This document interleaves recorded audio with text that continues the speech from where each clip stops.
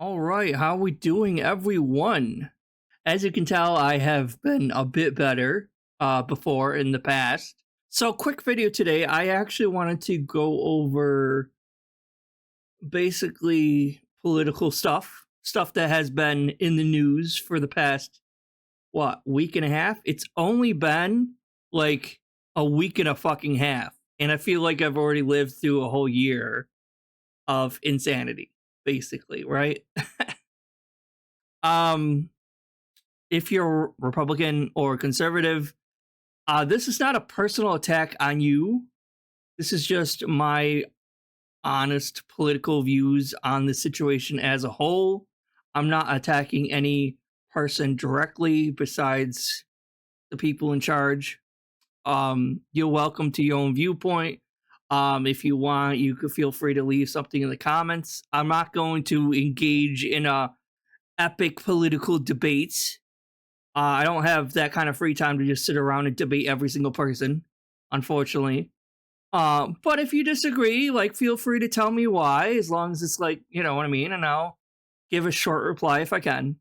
If this image on screen now upsets you, I'm sorry. I apologize ahead of time, but it's our American constitutional right to protest and dissent against, in my opinion, fascist ideologies. And the United States is in a crisis right now and not doing too well. And I'm worried about her, so I wanted to go over a few things. Before I get started in the actual news politics, I wanted to play a video, though, for you all. So 1 second, let me get that situated. Look like a vision out of Dante's Inferno. Monsters did this. Not monsters. Men. America? I guess they don't have the fighting spirit no more. They just do whatever the fucking Fuhrer tells them to do. As it would be too, though.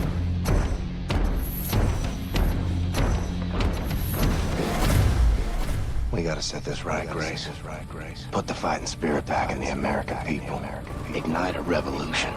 You want to strike fear in the Nazis? You want to cause some real motherfucking havoc? Well, then you come to the right woman. You still got some Nazi fighting killing skills up in you? I got a plan that's gonna send shockwaves throughout the nation. Let's get this freak show on the road.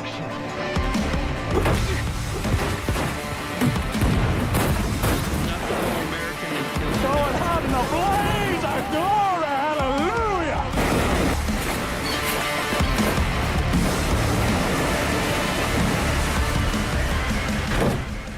I got a nuke in this here fire extinguisher. Yes, of course! That sounds so good.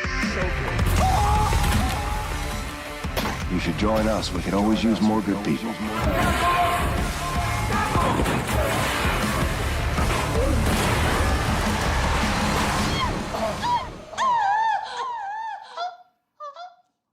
Is that cat? I'm sorry. Did you need this boat? Yes, motherfucker.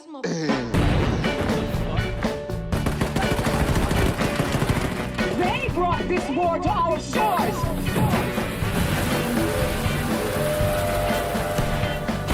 People gotta know they don't have to take this shit no more. My brothers and sisters of the United States of America, tonight, we, the free people of the resistance, ask you to become one of us.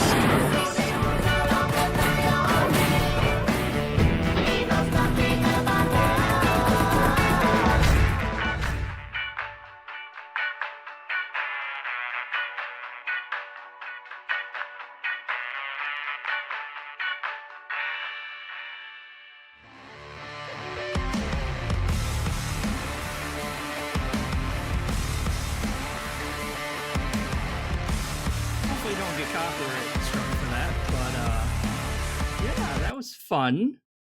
Wasn't that fun? Good old American spirit, you know what I mean? Actually I need to play the second one. I played some of the first one, but I got sidetracked by another game if I recall correctly. I need to go back to it. I'm pretty sure I still have it. All right, where should I begin? So yes, on January 19th, or was it the 20th? Actually, January 20th. So 9 days from now, 9 days ago, Trump and here's Trump and Melania. Trump took office officially on January 20th. Here you see him signing a slew of rather insane executive orders that we're going to be getting to in a little bit here. And I love Melania's outfit here. I really do. But it begs me the question, who wore it better, right? Her or Spy versus Spy? Who wore her outfit better? I think Black Spy wore it a little bit better than she did. But you gotta love that style, you know what I mean?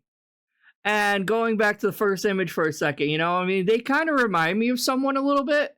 Some of you might be too young to know who I am going to refer to here, but if you know, you know, right? So these two people together, like Trump and Melania, the couple, they kind of remind me of Boris and Natasha from the Rocky and Bullrigger show a little bit. Trump's not that short. And these two were a lot smarter than them, but kind of reminds me of them a little bit. But yeah, okay, joking aside a little bit. Let us start. Actually, let me pull up something. All right, so here we go. We got a whole list from The Guardian. What Trump administration did during its first week back in power. All right. So first off, we got he issued pardons for people involved in the January 6th attack. Because of course he did. He has to look after his own kind. Issued presidential pardons for about 1,500 people who were involved in the January 6th attack on Congress, shocking even some of his most allies. What it means, far-right fascist factions will be emboldened, blah, blah, blah. And also, if I recall correctly, let me look this up. Yeah, so an Indiana man pardoned by Trump on January 6th during the January 6th riot is shot and killed by deputy during arrest. Let's see, does this say? Okay, I'm here. Sorry about that. I'm still recording, yes. Okay. An Indiana man recently pardoned by Donald Trump for his role in the riot of the U.S. Capitol has been shot and killed by a sheriff's deputy during a traffic stop. Just after 4 p.m. on Sunday, a Jasper County Sheriff's deputy pulled over 42-year-old Matthew Huddle of Sudden News. While trying to arrest him, police say he resisted and began struggling with the deputy. An altercation took place between the subject and the officer, which resulted in the officer firing his weapon and fatally wounding the suspect. Police said that Huddle was in possession of a firearm during the traffic stop, but did not say whether he wielded the weapon or where exactly it was found. So basically, he resisted arrest. Was probably because he was resisting arrest, we can assume he was probably in possession of an illegal firearm. Otherwise, why are you resisting arrest? Because I'm pretty sure he was being arrested for possession of that firearm. And he got shot. So again, I'm not saying all January 6 people are criminals, but probably a good part of them were. All right, here it is. Pardoned January 6 rioter is sought for charges of soliciting a minor. Andrew Take who pleaded guilty to attacking police outside of the Capitol, was just released from prison. He is now currently being sought for charges in 2016 of soliciting a 17-year-old online for sex. So again, now we have another pedophile within their ranks. Lovely. So yeah, like not all of them are the best upstanding people, obviously. So yeah, so that's number one. Left the World Health Organization and suspended foreign aid. So, I mean, this isn't too much of a shock. He's talked a lot about wanting to leave the World Health Organization for a while now, which isn't the best idea. And we'll get into why in a little bit here. The move leaves critical humanitarian work in jeopardy. U.S. announced suspended all foreign aid for 3 months. All right, so number 3, backed biblical Israeli claims to Palestinian land. Well, this we knew no matter what president, no matter who won for president in this past election, they were going to back Israel in this, right? Because our government just loves throwing thousands upon thousands of dollars at Israel for them to continue to mass genocide mostly innocent people. Kind of fucked up, in my opinion, that we are funding a mass genocide and a pointless war that one side claims to have property over the land there when they don't, right? I'm not going to get into that whole thing now, but basically, yeah, and that's not a surprise. No matter who became president was probably going to do this anyway. Withdrew from the Paris Climate Agreement. Probably not the smartest idea, considering climate change is an actual, really real thing that is actually happening. The question among climate change is some people think it's more of a natural progression of our planet, that our planet is warming up and heating up over time naturally, or if we're causing it to heat up artificially, and if we are, to what extent are we helping warm up the planet, right? And that data still is not available yet. We have not been able to determine yet if human beings are making much change in that aspect. But I mean, it's kind of cause and effect, no brainer. If you're pumping this much carbon dioxide into the air, all this, the massive amount of toxic sewage that we're dumping on the planet in mass. And I'm talking mostly big companies that are getting away with this, right?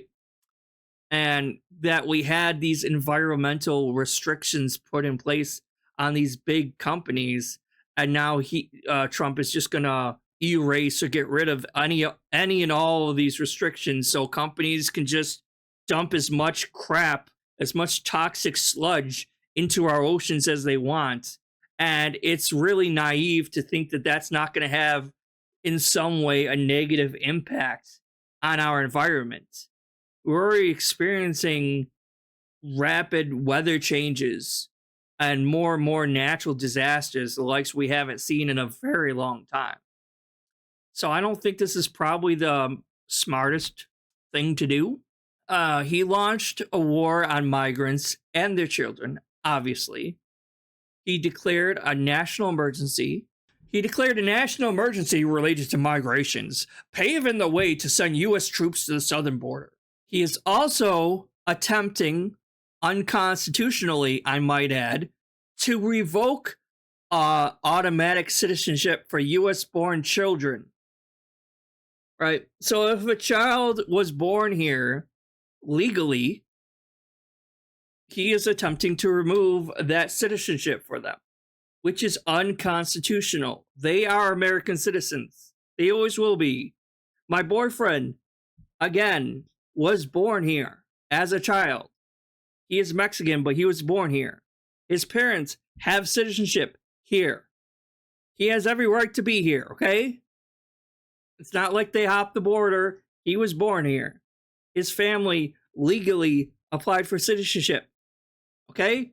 It's kind of fucked up and also, again, unconstitutional that they are trying to go about doing this. Now, I get it if migrants are here illegally. Obviously, that is one thing, okay? However, I don't really get it when you're trying to go after people who have a citizenship here.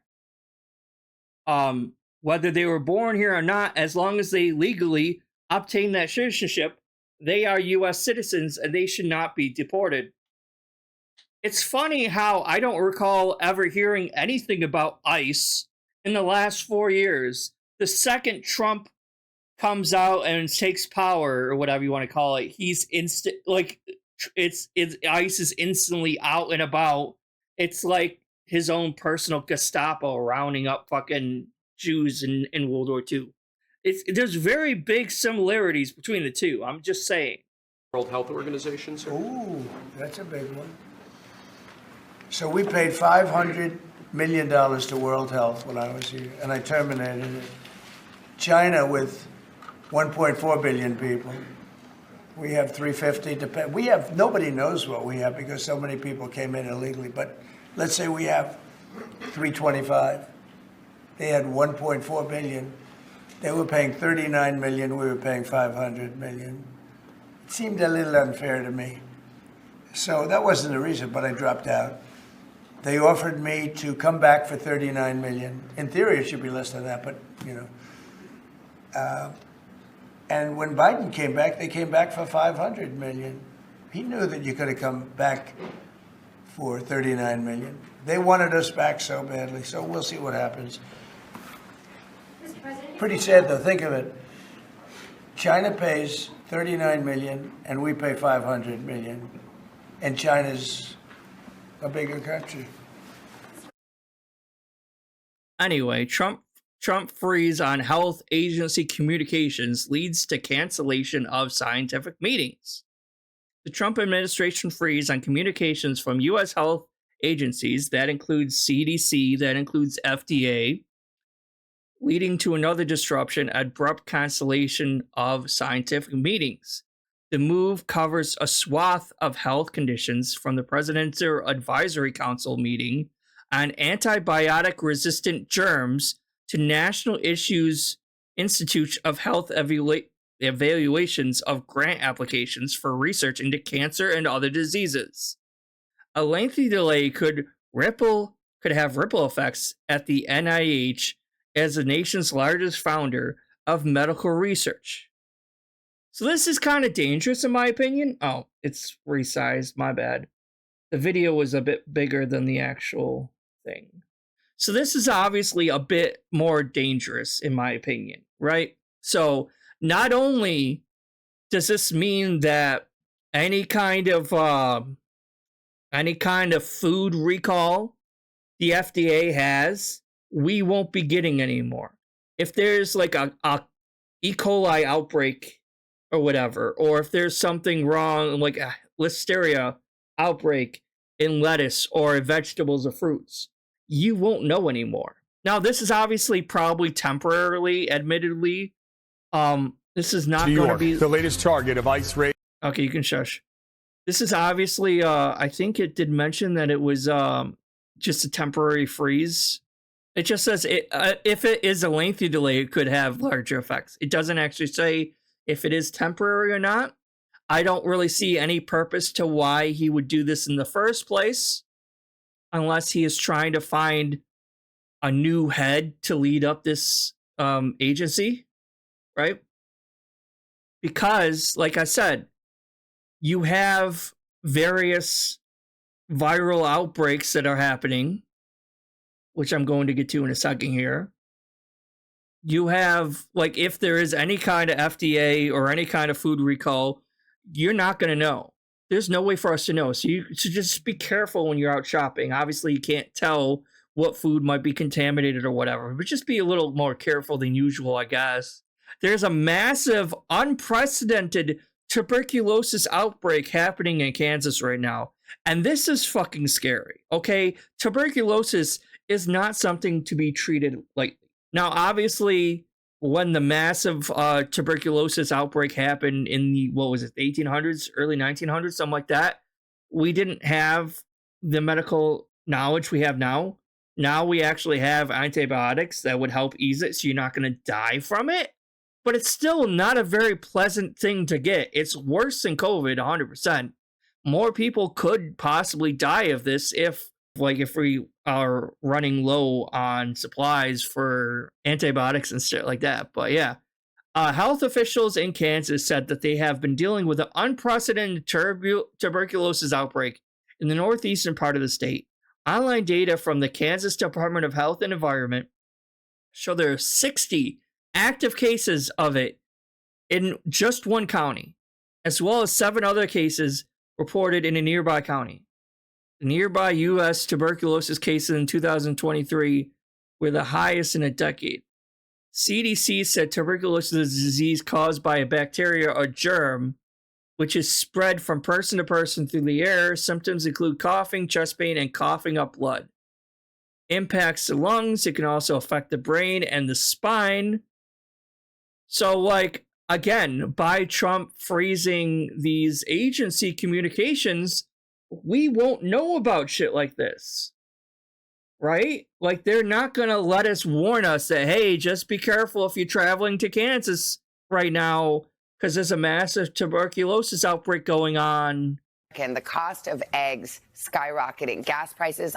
Well, the cost of eggs is obviously Trump's fault, right? I mean, every single Trump supporter was blaming Biden every time any price increased in regards to groceries, right?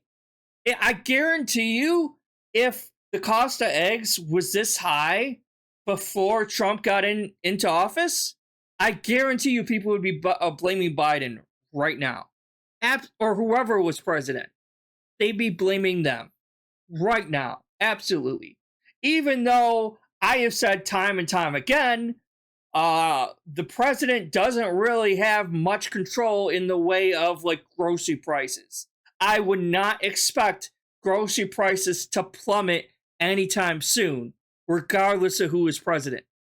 Because, honestly, it's the food grocery corporations that are being greedy and increasing the prices of food. Obviously, that's not the case with the egg prices, as we're about to find out. But in overall total grocery costs, that's not really up to the president. It's on the rise as well. With a closer look and what's being done about it, NBC senior business correspondent Christine Romans. Hi there. Christine. I know everything is like gas prices and eggs. Right. I mean, that just really puts it all a fine point on it. And both are going up. Why? They are. So gas prices creeping higher again. They crept higher again overnight, up about a nickel from where they were last year. But they're up a dime over the past month or so. Creeping higher because of concerns about new sanctions against Russia because of its war in Ukraine. Of course, that has been something that's kept gas prices overall elevated for some time. And also tariffs, the threat of tariffs. U.S. imports an awful lot of dirty crude oil from Canada that is refined here and then sold to American drivers as gasoline. So if you have big tariffs on energy supplies, would that be something that could keep? That's another thing, unfortunately. Like, we, as American consumers, are the ones that inevitably will be paying for the tariffs. Canada, any of these other countries, they don't pay for it. They put the price of that on the consumer, which means the cost of everything is going to go up because of these tariffs that are going to be imposed on countries for no real good reason. I've not seen a decent, valid excuse or reason for why he's doing this other than to try to work out some kind of deal, maybe. I'm not sure. But again, we end up paying for tariffs, not the other way around. Other countries, China is not going to pay for that. They're just going to mark up the prices on everything they sell. And then we are the ones that are going to have to pay for it. Raising prices. It's a big global market, remember. So watching that to see if it still keeps rising. Oh, so that's gas. Let's talk about eggs for a moment here, because it seems like egg prices have been going up for some time now. What's going on with that? This has been a 2-year crisis, a bird flu crisis. You have an awful lot of birds that have been infected with this bird flu, and so some of these flocks have been culled. And the average price for a dozen of eggs is $4.15, but depending on where you live, it can be almost $7 and higher, depending. Oh, this is outdated. Hold on a second. How long is this? How old was this video? Oh, it's today?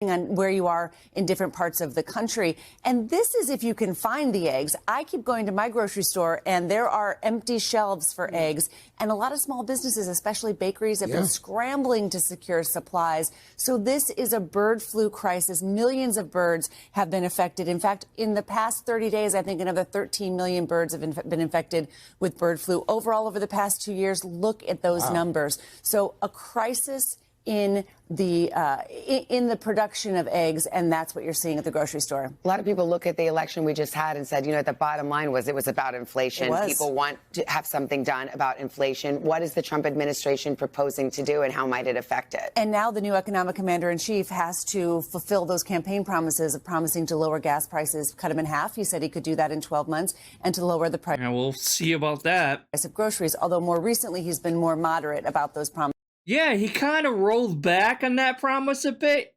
Like, just a couple days before the actual election, or before he took office, he outright admitted, well, actually, it might be a little bit harder to, like, lower the price of groceries like I originally promised. I'm very sorry. I just, the cost is kind of high, and I'm not quite, like, a business person or someone who's actually able to, like, lower that cost for you. So that might not be something that's possible for me to do as the president of the United States. I'm very sorry. I know I promised that. Not gonna happen. You know, it's whatever. Promises, because it's tough to lower gas prices. One of his executive orders on the first day of business was a memorandum. Maybe he shouldn't have promised it if he knew that he wasn't going to be able to deliver on it. I'm just saying. I'm ordering all the government agencies to find ways to, you know, improve the cost of living for the American people. It's largely symbolic. There's which he hasn't been doing. Nothing in this that says the trucking company or the grocery store or the producer has to cut their prices so those prices are lower for Americans. But it does set the tone, acknowledging that, look, everyone in government needs to be finding ways to make sure that the cost of living is front and center of all the business that is done there in Washington. All right, Christine, thank you. Appreciate it. Yeah, so basically it is a bird flu issue. Clearly an ongoing issue that's been happening for 2 years.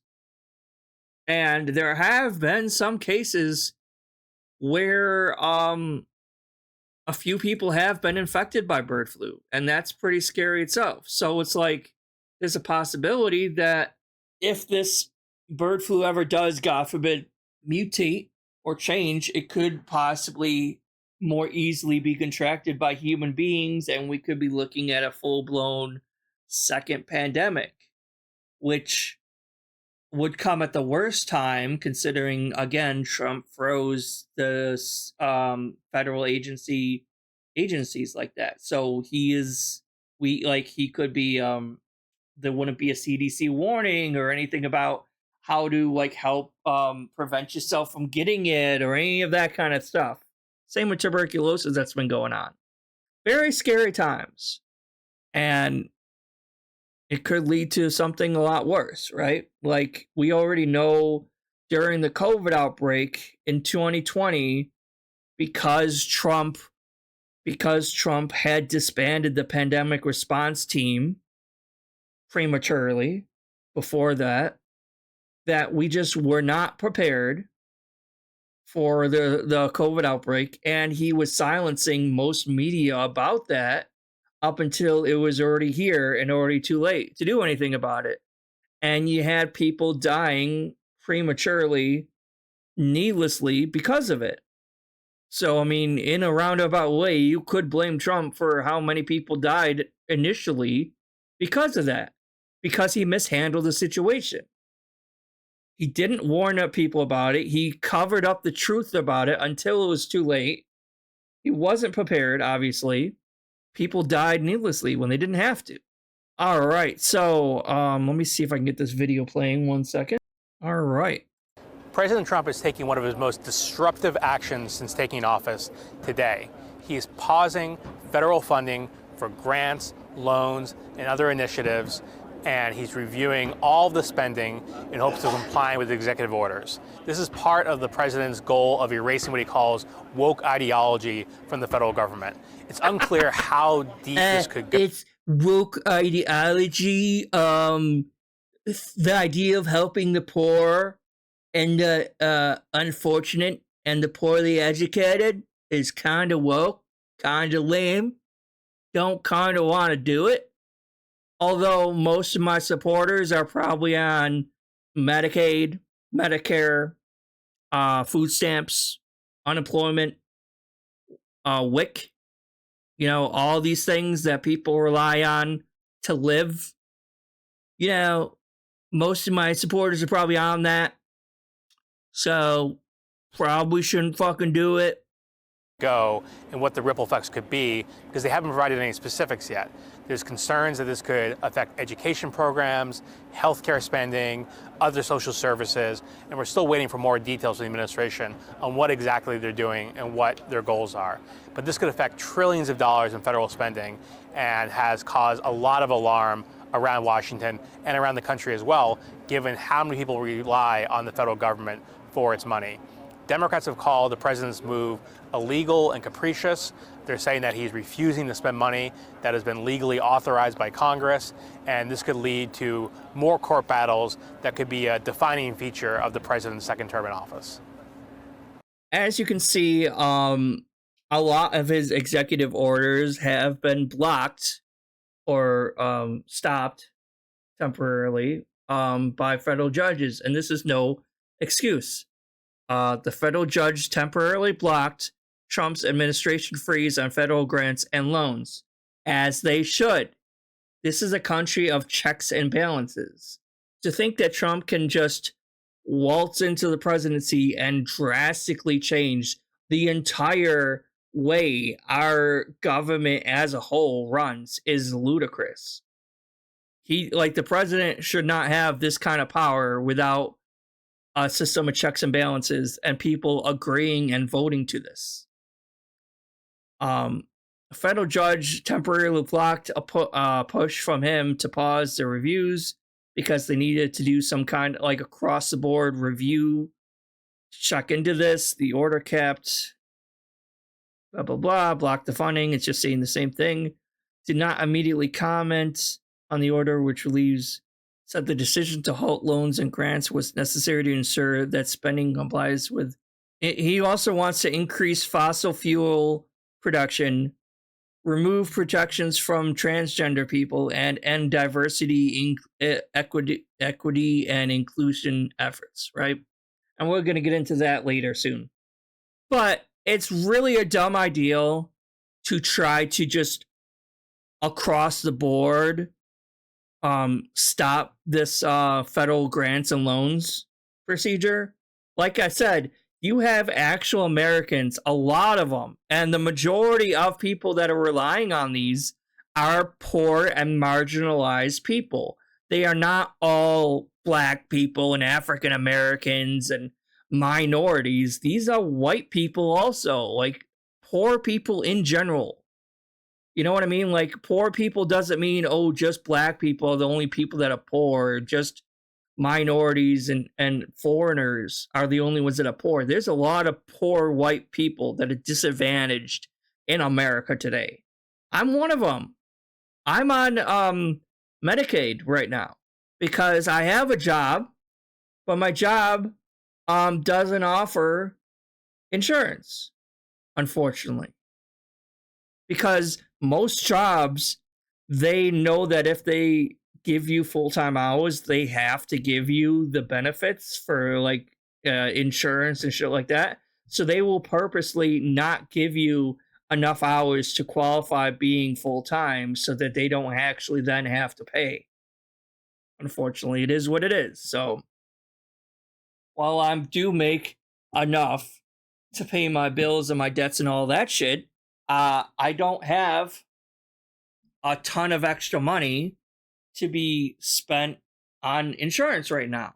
It just is what it is. So yes, I am on Medicaid. A lot of people around here are, because there's a lot of poor and unprivileged people that just can't afford it. You know what I mean? And what about moms with infants? And the WIC, the WIC program, helps them afford food for their kids, for their babies. The same pro-life people are trying to starve infants here. I mean, that's not very pro-life to me if you ask me about it, but I digress. It's not a good idea. All right, let's continue. The elephant in the room, so to speak, I guess. By billionaire Elon Musk during a speech at Donald Trump's inauguration is causing controversy, with some comparing it to a fascist salute. Let's take a look. At a celebratory rally in Washington, while thanking the crowd, There you see it, the world's richest man slapping his right hand to his chest and extending his arm outward in a gesture that resembled a Nazi salute. It didn't just resemble a Nazi salute. It was a fucking Nazi salute. There is no mistaking that gesture for anything other than a Sieg Heil, a Nazi salute, right? There's no other, oh, it's a Roman salute. It's the same fucking thing, guys. Musk then turned to the audience behind the podium and repeated the gesture, as we've just seen. So we can take a closer look at all this with the DW's political correspondent, Matthew Moore. Matthew, this is the video that has lit up the internet. So what exactly is happening here? Did Musk do it? Did he not do it?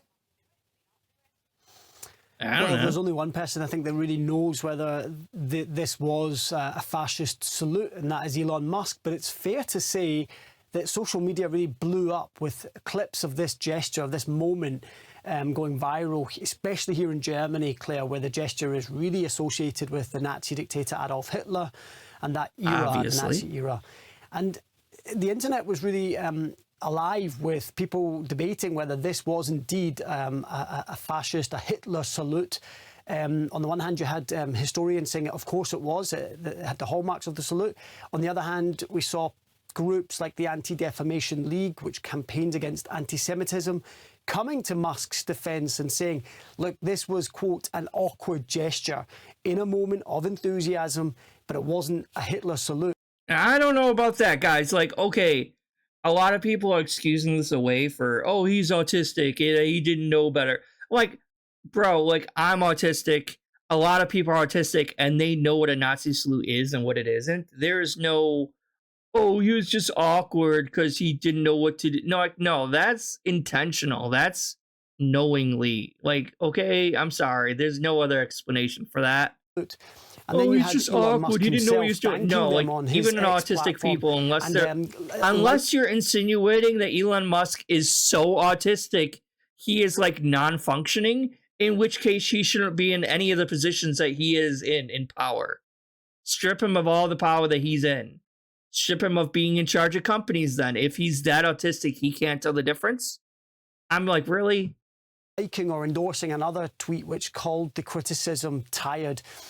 And so really, ultimately, no one can know the intent of this moment, of this gesture, what was behind it, apart from Elon Musk. But it's really kind of worth underlining that this salute is hugely, hugely controversial, especially in Germany, where it's a criminal offence to do it, and it's punishable with up to 3 years in prison or a fine.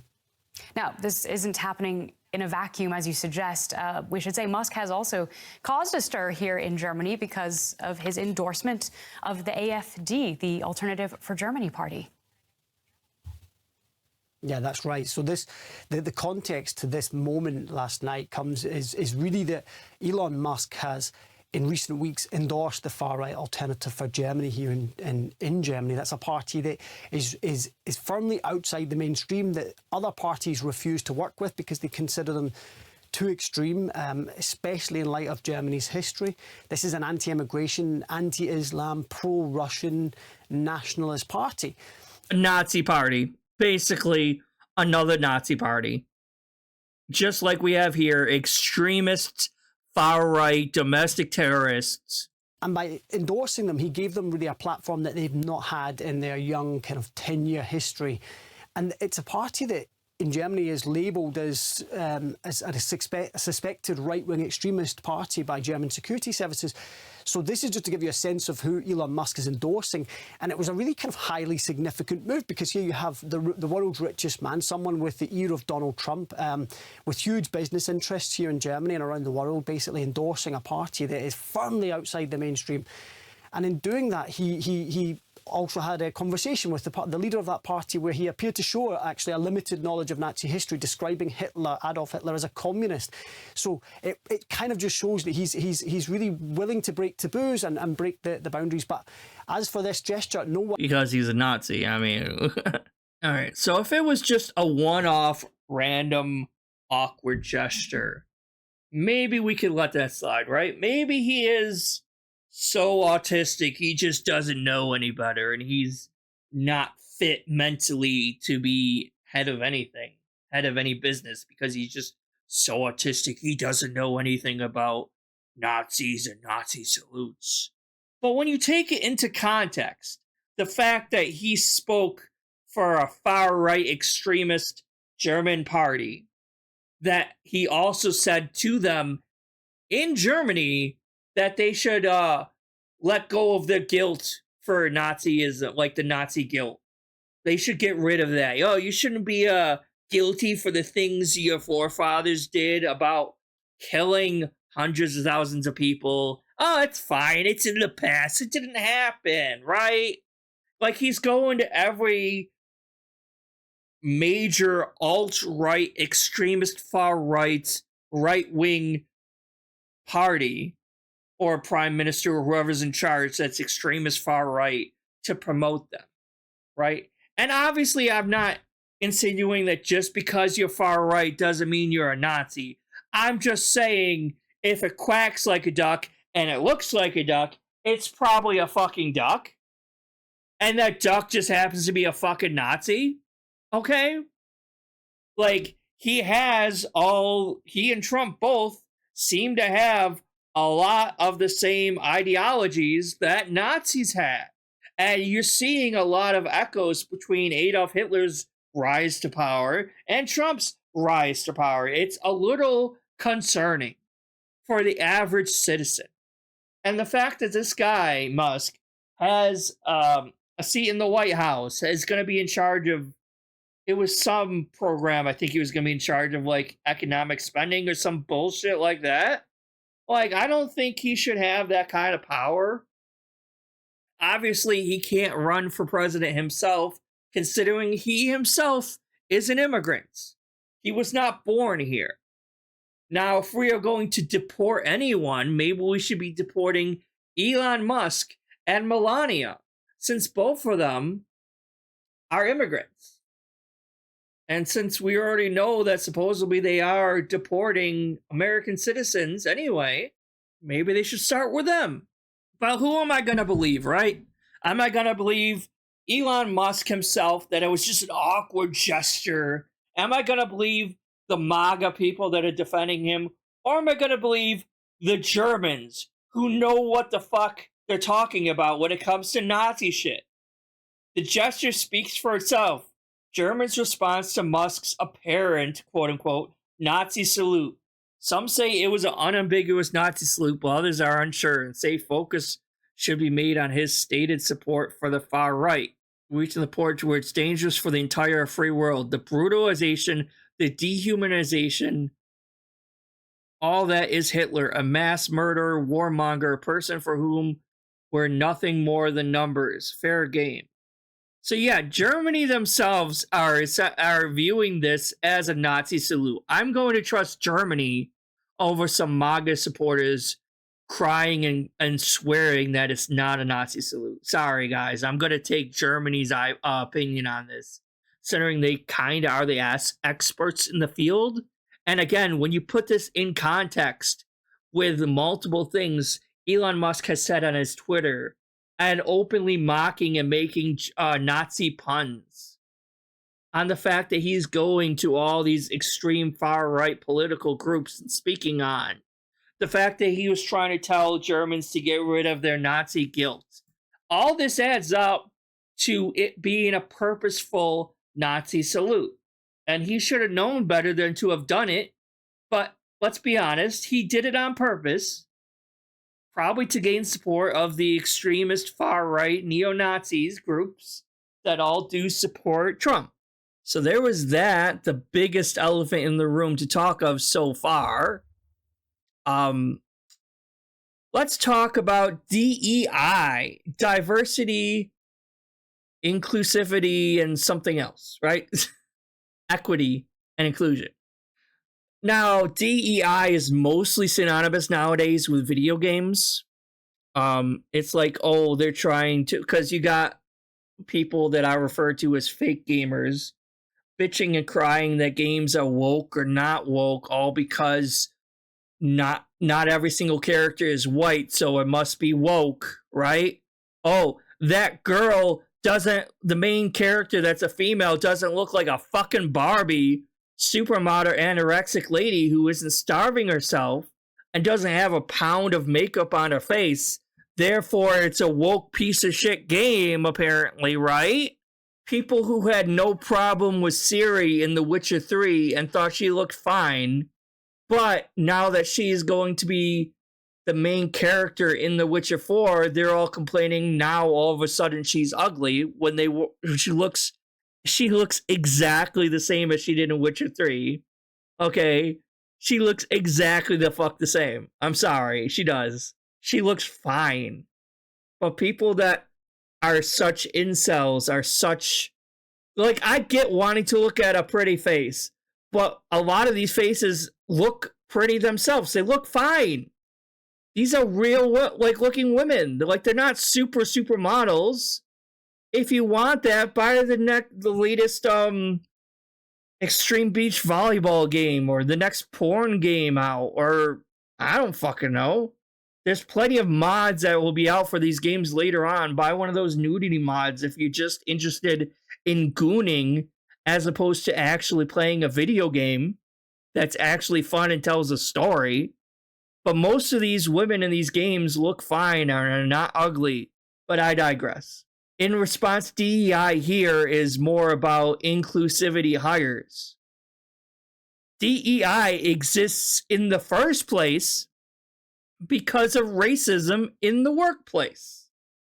Because you had minorities that were more skilled, that were more fit for these jobs, and yet the employers, the managers, were still hiring unfit, less qualified individuals to these jobs because those people were white.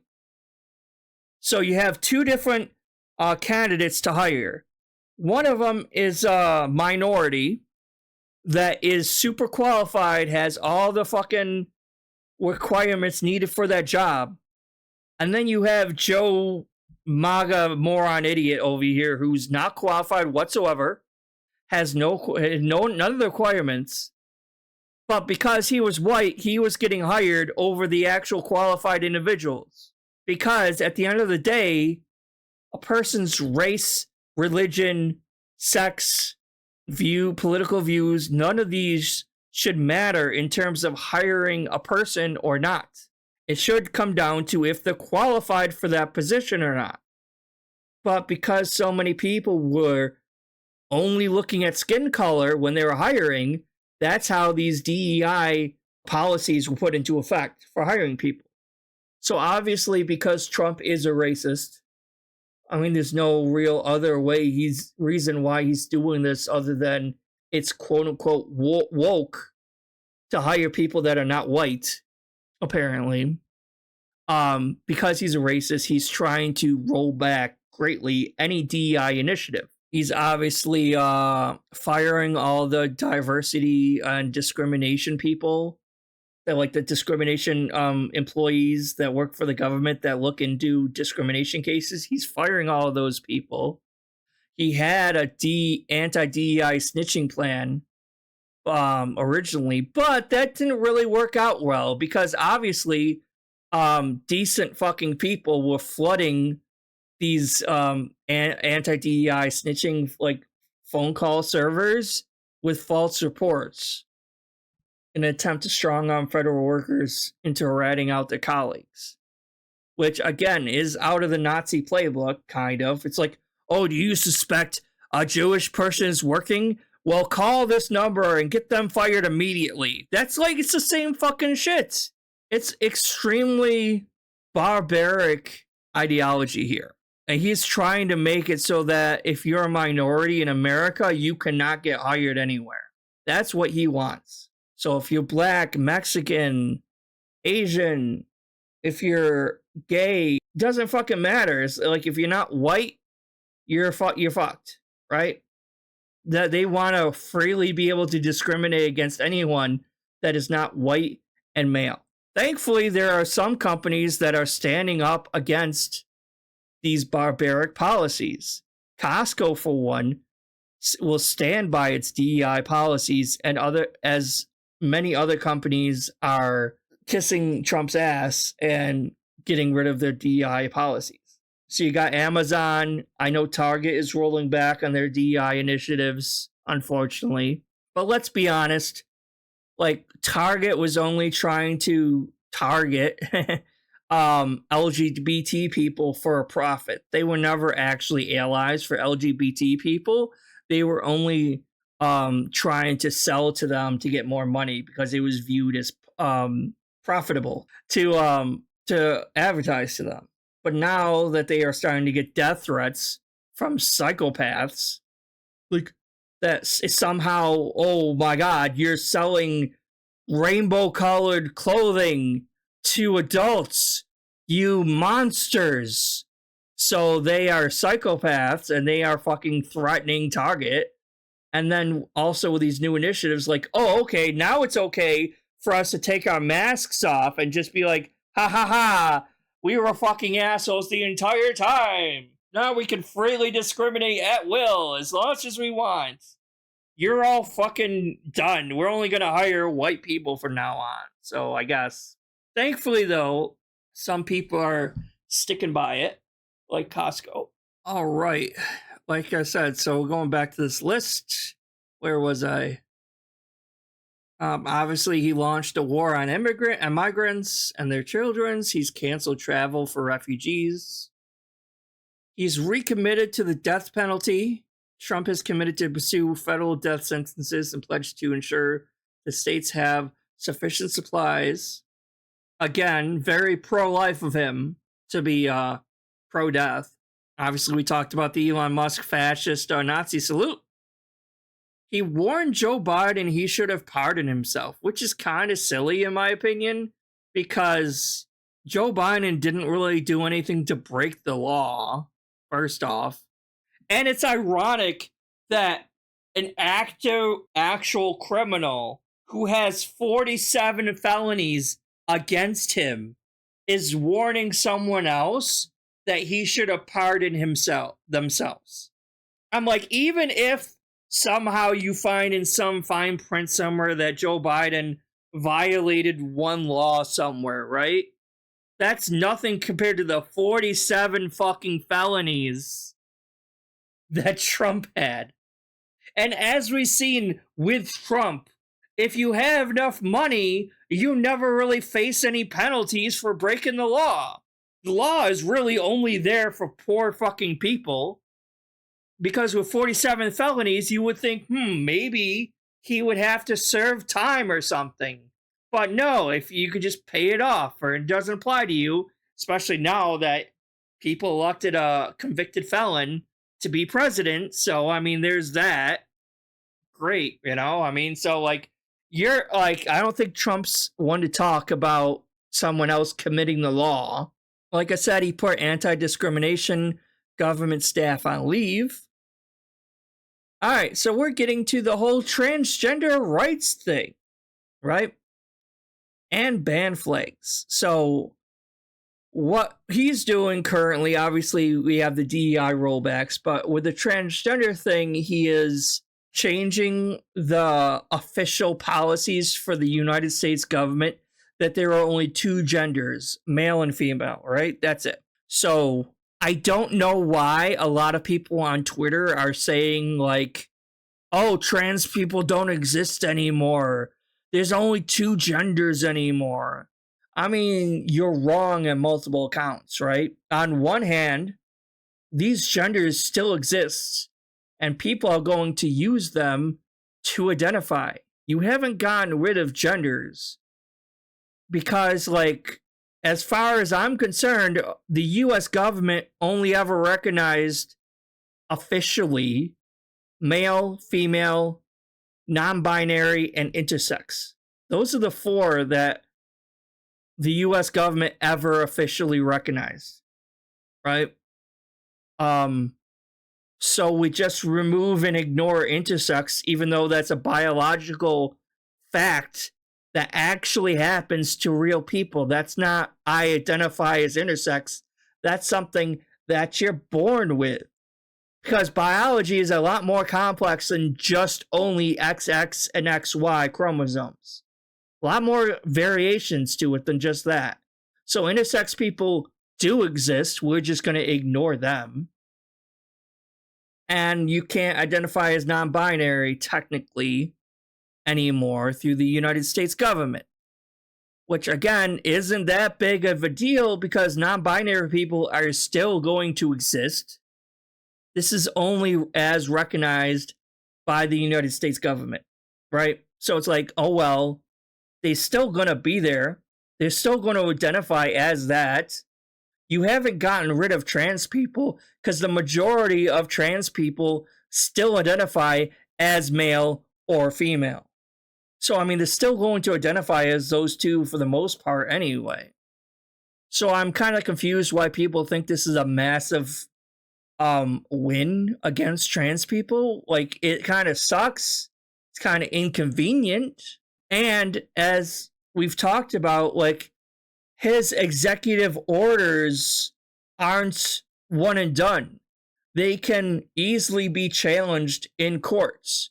And stuff like this is probably going to be dictated as a state-by-state basis, based on the state. So if you're still in a blue state, they're probably still going to allow you to identify as X or non-binary. So I don't know if this is going to be down to the state's decisions or, again, these are executive orders.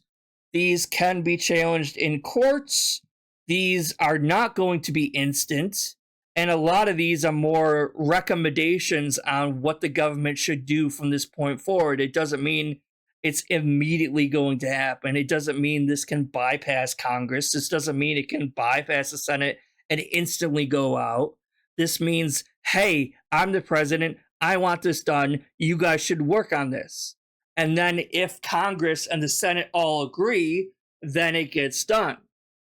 You see what I'm saying? So just because it's an executive order and you signed it doesn't mean it's immediately actually going to happen.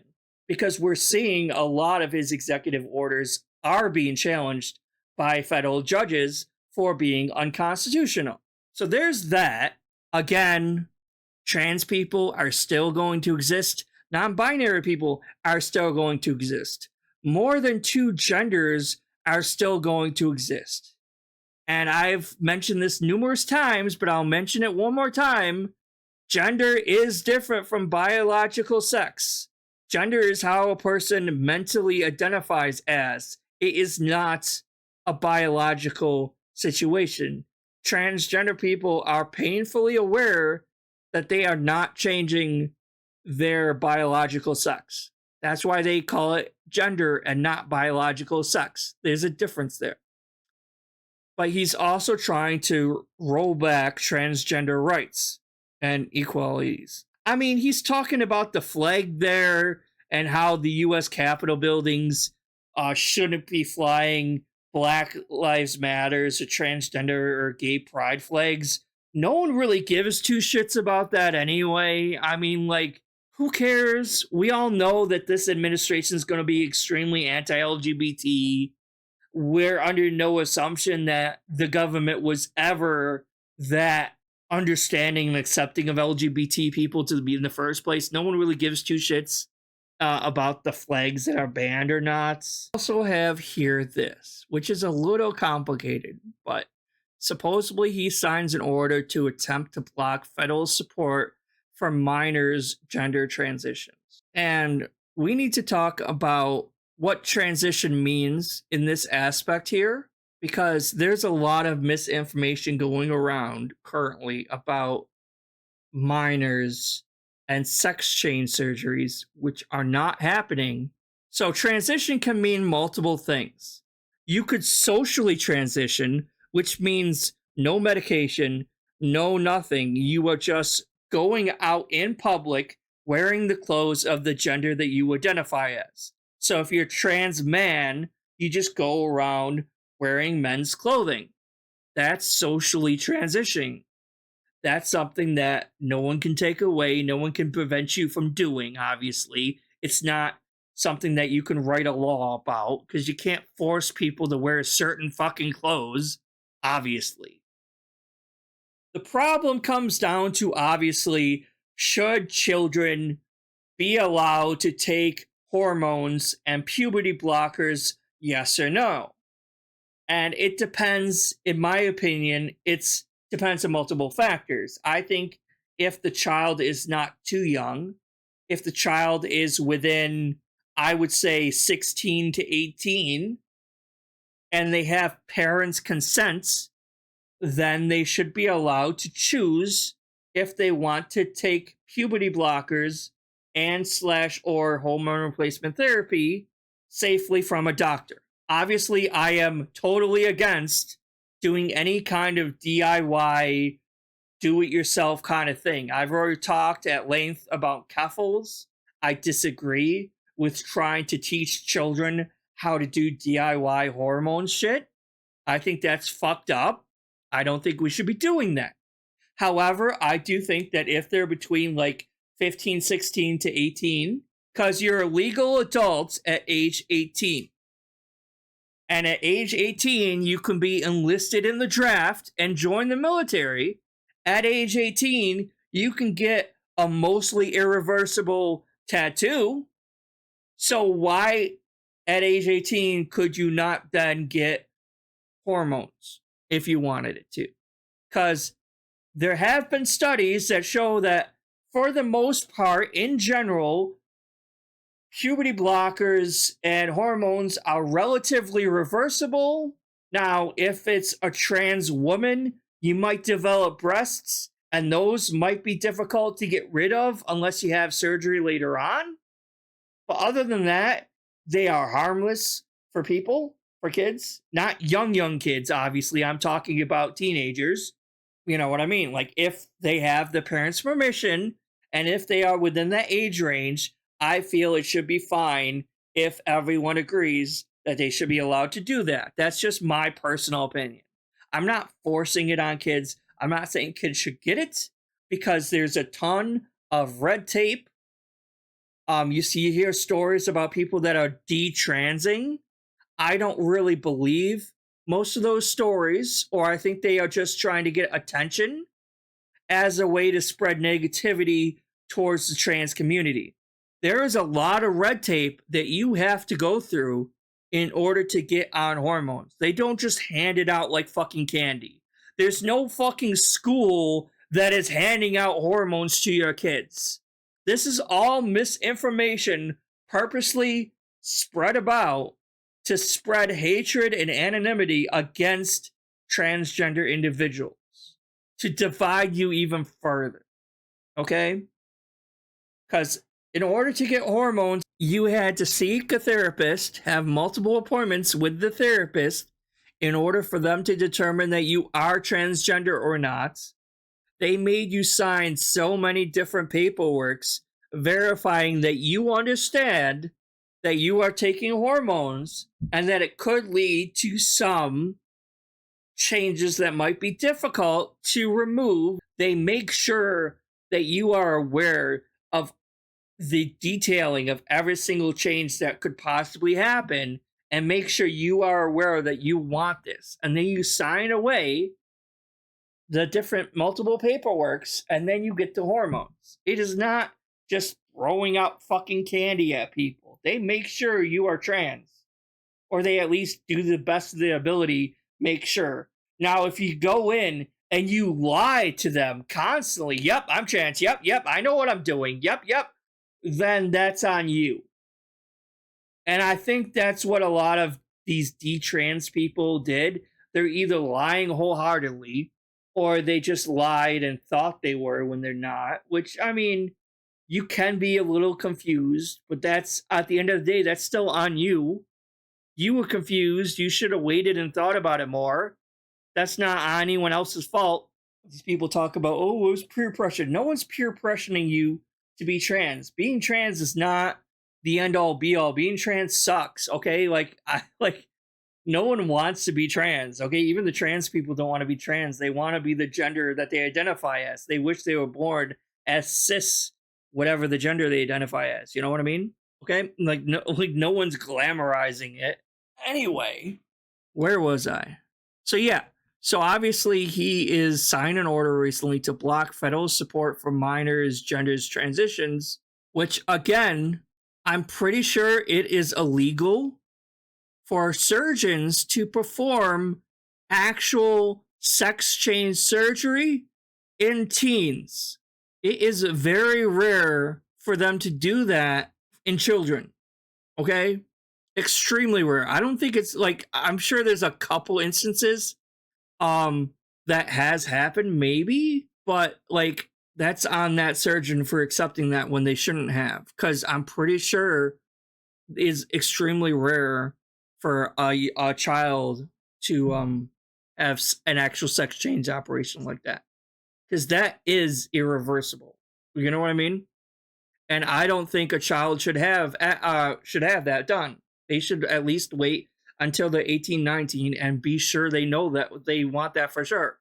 And again, no one is sterilizing children. If you're 18, 17, 16, 17, 18 and you take hormones or puberty blockers, it's not going to sterilize you for the rest of your life. That's going to temporarily prevent you from conceiving as a child, but like at that age, but you're not going to be sterilized for the rest of your life. Now, I'm not sure this is the same party who enjoys impregnating children sometimes. So, I mean, maybe that's why. But this seems to me like there's a lot of misinformation, especially on the right side, about what children transitioning is, especially medically. Because I've heard rumors that like, oh yeah, they're performing sex change operation on kids in schools. I'm like, are you fucking out of your mind? There's no way that's happening. And of course, they never provide any actual evidence to prove that, because it's not happening. There's no way in hell that would happen. But yeah, I mean, it is what it is. But transitioning could mean multiple different things. Like, I remember, I think Moist Critical got in trouble for saying something similar to that. But in my opinion, Moist Critical meant socially transitioning, not medically transitioning. I think that's kind of what he meant. And people mistook him for meaning medically transitioning as opposed to socially transitioning. Because, like, if your kid thinks wants to be a girl or thinks he's a girl or whatever, there's nothing wrong with just letting him wear a fucking dress around. You know what I mean? Like, it's not going to hurt him. It's not going to change him or change his mind. It's just kids being fucking kids. Let kids enjoy themselves and be fucking kids. But, I mean, that's just my personal opinion. And again, I don't really have a stake in this. I don't really care that much about this one way or the other. Just is what it is. So yeah, those are the two rights as of right now that are being taken away. It's mostly the whole passport issue and the visa and the official documents to only allow male and females for now, and the children. Is that the last one? Yeah, that's the last one there. Oh yeah, he changed the name of the Gulf of Mexico, the Gulf of America, guys. Even though, as president, that's like an international body of water, we don't really have the authority to change that name ourselves, because I'm pretty sure we share that water space with Mexico. Now, if he wanted to change the Gulf of Canada or the Gulf of California, that we could change, because that's Alaska and Canada, respectively. That we could probably change. But it's really fucking stupid anyway. How is renaming the Gulf of Mexico the Gulf of America gonna help us? How is that gonna lower the prices of fucking groceries? That I don't know. Oh, I take that back. I forgot about this one. So again, I mean, I think he did this in his first, when he was first in office also. So in 2016 to 2020, I'm pretty sure he did this where he signed an executive order banning transgender troops from serving in the U.S. military. Kind of fucked up in my opinion, but it doesn't directly affect me personally. It's still a little fucked up though.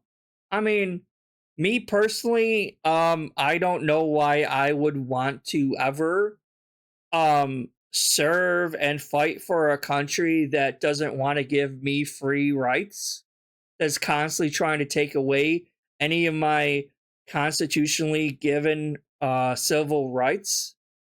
I really wouldn't want to fight for that kind of country. But there are plenty of transgender people that are willing to serve. And I feel that if you actually want to help serve and enlist in this country, you should be allowed to, regardless of sex, regardless of gender identity. Like, this makes no sense to me. I can't think of a valid reason for doing this other than just prejudice, but for prejudice's sake. We are having a low troop crisis as it is. We are having a crisis in terms of fewer and fewer people willing to enlist to serve in our army as it is. There are less and less people wanting to serve, wanting to enlist. I don't think we should be turning away anyone, especially if, God forbid, Trump does something really fucking stupid, like starts a war with someone or insults a country and we have to go to a fucking war or something like that. Or if he really does start a war with China. I mean, tensions are already pretty thick and riled up between everyone. Probably not the best time to restrict certain people from enlisting in the army when you might need as many people as you possibly can in the future. Obviously, you got a lot of transphobes in the comments thinking this is great news when it really doesn't change or do a whole lot. I mean, again, I respect veterans. I do. I respect people who actually do serve in the military. It's just I personally would never do it. And I don't really see what the point is of restricting people who actually want to serve to do it, if that makes sense. But I digress. So let's take a breather here. Let's take a little break. I want to play a couple really short clips to give my reaction to a couple really short clips I found that aren't really part of a bigger story. They're just kind of short takes. This one seems kind of accurate in my opinion, but I mean, obviously it's just a meme, but. For a safe and secure society.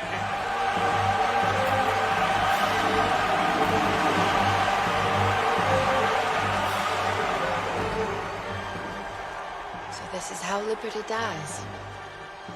With thunderous applause. Honestly, seems a little accurate lately, considering how Trump is kind of dismantling every single federal agency, every single checks and balances going on currently, anything that could check him on his power, because as president, he's overstepping the authority of presidency a bit currently. So, I mean, a little accurate, but let me just get the next one up. All right, this one's only an 8-second clip. Only an 8-second clip. It's just like so. Obviously, it's from Fox News. Obviously, whoever this guy is, I'm not even sure who this guy is, doesn't seem to really understand what a marriage is like, kind of thing. We'll just see it, and then I'll give my thoughts afterwards. It's only 8 seconds anyway. The New York Post caught her grocery shopping with Dougie Fresh. What kind of husband goes grocery shopping with his wife? The New York Post caught her grocery shopping with Dougie Fresh. What kind of husband goes grocery shopping with his wife? A lot, actually, sir. Like, I work in a grocery store. Loving couples that love each other usually go grocery shopping together. This isn't that rare. This isn't that out of the norm, as it were, right? Like, I would say, like, I mean, I don't know percentage-wise out of all marriages or anything like that, but, like, women are more than just your slaves to go out and buy food so they can cook you food and a big dinner when you get home, because otherwise they're gonna get an ass whooping from you. You know what I mean? It's like helping out around the house, it's called, you know, going grocery shopping and helping her with the chores sometimes. Like, I don't know if this is like a conservative viewpoint or like a toxic masculinity viewpoint. Maybe he's too afraid to appear feminine in any aspect of his life, so he has to overcompensate by absolutely refusing to do anything that might even remotely be considered feminine, like grocery shopping. Eating is for pussies? Eating is for women? Men don't eat at all. What are you fucking talking about? Like, really, bro? Like, okay, I know, like, toxic masculinity is a thing, but, like, you can go grocery shopping. We all have to eat as human beings. That's kind of a normal thing, you know? But no, I guess we're just not allowed to cook dinner or go food shopping or anything. That's up to the women only. Only they can do that shit. We're not allowed to actually help them because they're just our slaves to cook and clean after us and take care of us, because what we're really looking for is a mom to take care of us, apparently. Like, what? Anyway, moving on. Just a quick little tweet that I saw. So you know it has to be accurate 100%. But no, they are citing actual sources. It's not just that. Applicants for the federal government are now being asked to prove when they had their moment of quote-unquote MAGA revelation. Career civil servants are being interrogated about who they voted for. I mean, to be fair, this is a little fashy. This is a little Fascism 101. Like, basically, oh, you're gonna get fired if you didn't vote for our guy. Trump won, okay, motherfucker? So if you didn't vote for him, you're being fired. It's not bad enough that, like, he's already dismantling vital, important federal agencies all across the board. Things that, like, are necessary. No. It's not bad enough that he's closing those things down, too. Now you gotta actually have voted for the motherfucker. Otherwise, you're gonna get fired. So, go get fucked, I guess.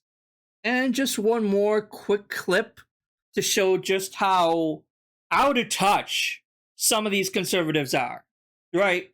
Like, a lot of these Republicans and conservatives, and I'm talking about the actual politicians. Let me be clear, I'm not actually, like, this whole video is, yes, it's a criticism of the current administration, but I'm not ragging on every single person that voted for Trump, that voted Republican or whatever. I'm ragging on the actual politicians, the actual administrations, if you were.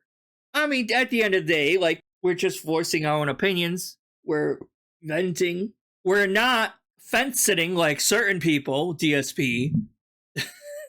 We're actually giving our own personal opinions, because that's all it really is. But there's something about conservative politicians that make them so unconnected with reality, I guess you could say. Let's see. I'm not sure. Is this DeSantis? I don't even know what DeSantis looks like, so I don't even know if this is DeSantis. But it is in Florida. I guess we'll find out when we play it. And again, this is coming from very privileged white people that were born with spoons in their mouths, silver spoons in their mouth, as certain other people like to call it. Very privileged people that were born in very privileged households and incomes and never had to worry about missing a meal in their life.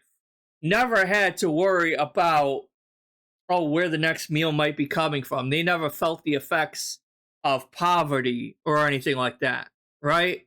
And they'll go and they'll say the reason I never had to deal with that was because I worked hard my whole life, when that's not the case. They love to pretend that they worked super hard and that's why they never had to worry about food or missing a meal. But that's really not the case here. The case is they were born into privileged upper class households, right? And that's why they never had to worry about it. But Let's start. When you talk about school lunches, hey, I worked my way through high school. I don't know about you, but I worked since I was, before I was even 13 years old. I was picking berries in the field before we had child labor laws that precluded that. I was a paper boy. And when I was in high school, I worked my entire way through. You're telling me that kids who stay at home, instead of going to work at Burger King and McDonald's during the summer, should stay at home and get their free lunch instead of going to work? I think we need to have a top-down review. You're painting a Think lot about of these where kids kids with a need to broad actually brush. be. When you talk about Yeah, I'm like, bro, you do know, you mentioned earlier in that same, like, what, 28-second clip, child labor laws, bro, child labor laws. I think this mostly refers to actual kids and not so much like people in high school. I mean, sure, you could assume it's high school kids too, but like at the end of the day, I kind of think personally, kids should be able to have a free fucking meal in school, right? Like a decent fucking meal for nutritional meal in schools, okay? I mean, what else are our taxpayers going for? The school taxes, what are those taxes going for if not to fucking give these kids a proper education? And if they're starving while in school, they can't really focus on their arithmetic, now can they? This is like the people who boast about the hustle they're going for. Oh, the daily grind, right? I'm working 3 different jobs. I'm getting that bag. I work 3 different jobs and I'm like doing really hard extra stuff on the side. I'm like, why are you bragging about the need to work 2 or 3 different jobs just in order to pay your rent? If you have a single job, you should be able to afford your fucking rent with that. But of course, that's not the case because you got greedy landlords jacking the prices of rent, jacking mortgages up. You got everything relies on the fucking housing market now if you own a house. All this shit, right? What was it? Like, your rent shouldn't be more than 40% of your income for the month or something like that? But of course, that's not the case, and it hasn't been for a very long time. But this guy's over here like, oh, I'm bragging. Which is all highly suspicious and dubious anyway. I highly doubt this motherfucker was over here having a job when he was 12 years fucking old. Kids barely have enough time in the day to take care of going to school and doing all the different homework they have to do. And if they're in any like extracurricular activities or clubs or anything on top of that, and then on top of all that, you want them to work in order to get food. And this isn't even food at home. This is just for lunches. School lunches. Stop being such a fucking curmudgeon and a stickler and let the kids have one fucking free meal. Like, fucking seriously? Like, we're paying for it anyway. Taxpayers are paying for it anyway. Just fucking stop, like, fucking trying to take that money away from the kids and let them have a fucking free meal. This guy's such an asshole, right? And on top of that, again, he's obviously I highly doubt that this, like, fucking asshole, I don't even know who he is. Actually, let me see, does it actually say on the tweet? Oh, it's Congressman Rich McCormick. Says of potential cuts for free school lunches for children. Yeah, there's a reason we have child labor laws, bro. Like, and like, you literally mentioned it in the same clip. They have child labor laws. So most kids can't even get a job until they're like 16, 17, asshole. And at that point, they're like a junior or a sophomore in school, high school, and they'll only have like 1 or 2 years left after that point. I mean, yeah, I had a job when I was in high school, but that wasn't until, again, 2 years before I graduated. That's when I started having a job. So I was like 15, I think, when I started having a job. But, like, what about all the kids younger than that? They don't deserve a free fucking lunch? Get the fuck out of here with that shit. All right, so let's get back to the big boy, Trump, over here, who's being very proactive and going out and doing a lot of stuff, a lot of good stuff, right? So I always thought that, like, a reason a lot of people were voting for Trump is because he's, well, obviously pro-America, right? Because America is the greatest country in the world, don't you know? oh, it's the best country ever. We're totally not a third world fucking country pretending to be a first world country or anything like that. No. We're the best. The best of the best of the best. Sir. With honors.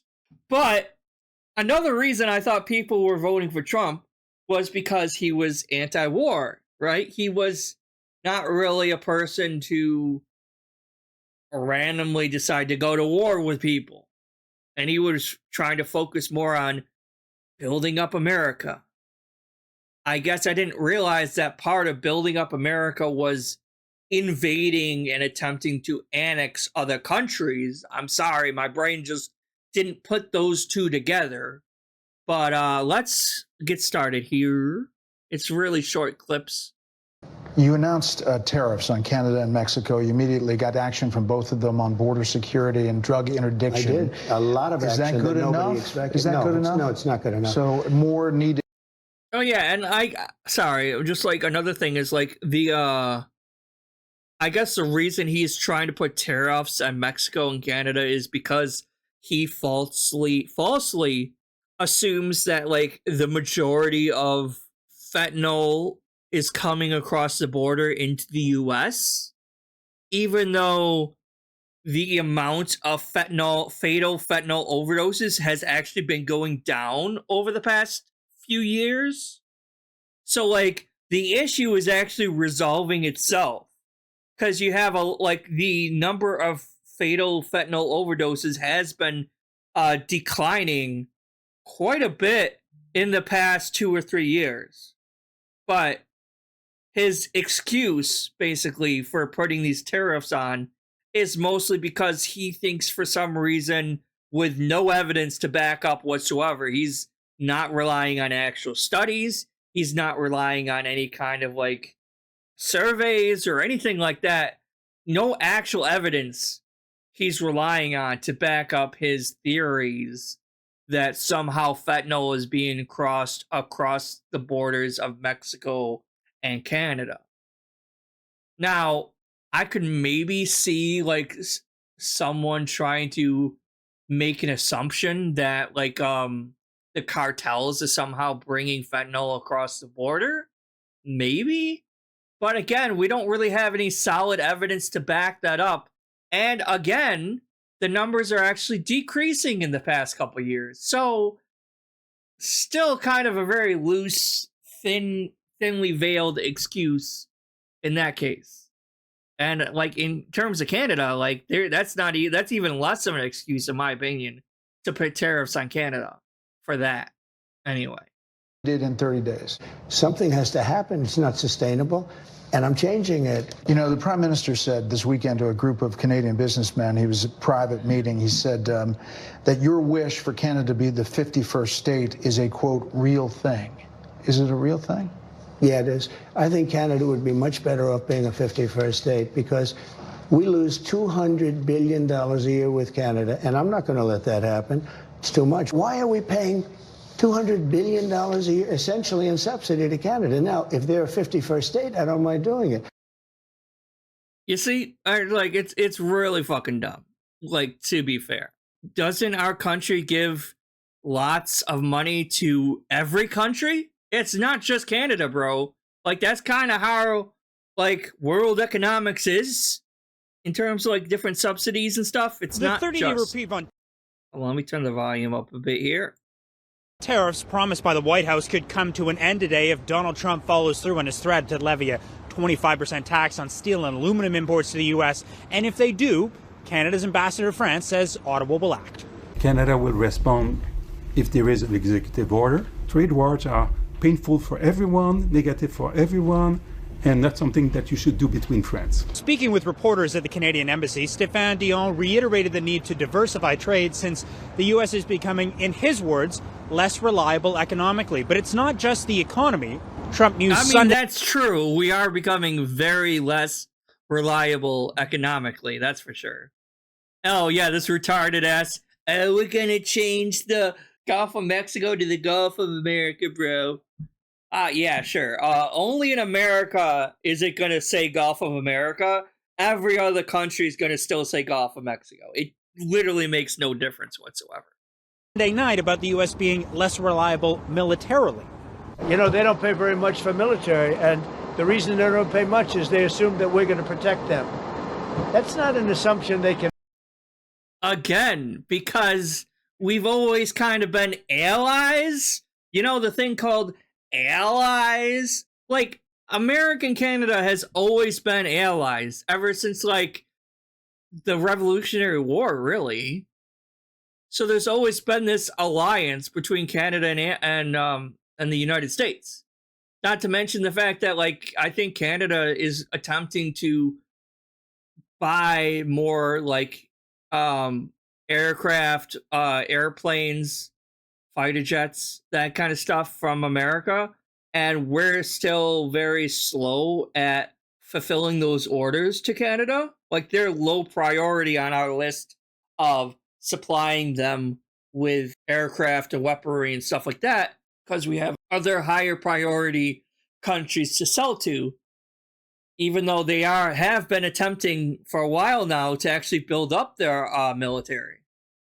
But we're just not, like, giving it to them because, like, they're willing to pay for us. They're willing to pay us to buy our aircraft, to buy our boats and shit like that. Because, like, we sell ammunition, we sell munitions, we sell aircraft carriers, we sell airplanes, all this stuff all across the world. But we're just not willing to give that to them. And then you're over here condemning them for not having a big enough military when they are actually actively trying to bolster that number up. But at the other hand, it's like they've always been an alliance between America and Canada, so they didn't really expect a retard for a president to turn on them suddenly for no real reason and no real evidence. So, I mean, it's not really Canada's fault that the U.S. elected a fucking retard.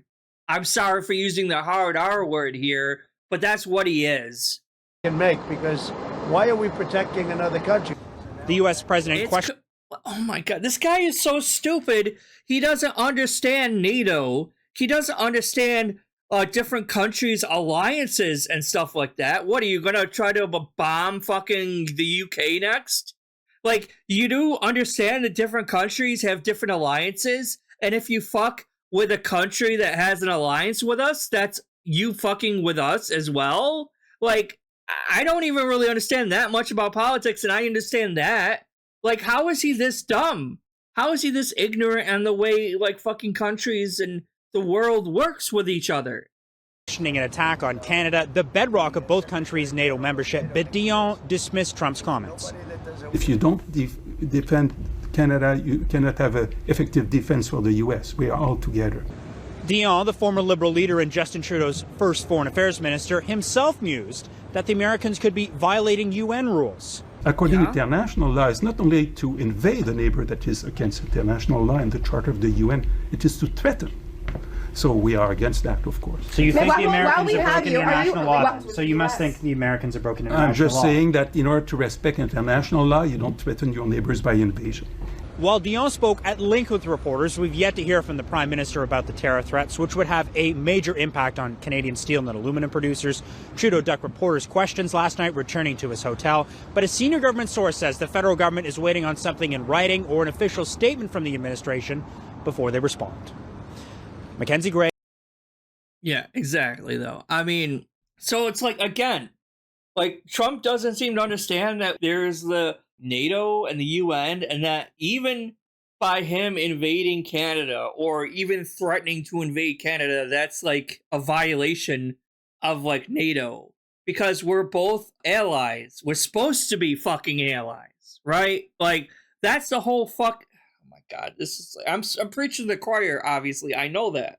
But at the same time, it's astounding how ignorant he can be in this. He's actively willing to plunge us into possibly a World War III for no real benefit whatsoever, right? Like, there's no real benefit. Like, would we win if it's just the U.S. versus Canada? Yeah, we would probably win, but that's not the case, because obviously that would violate NATO, and other countries would rise up to defend Canada.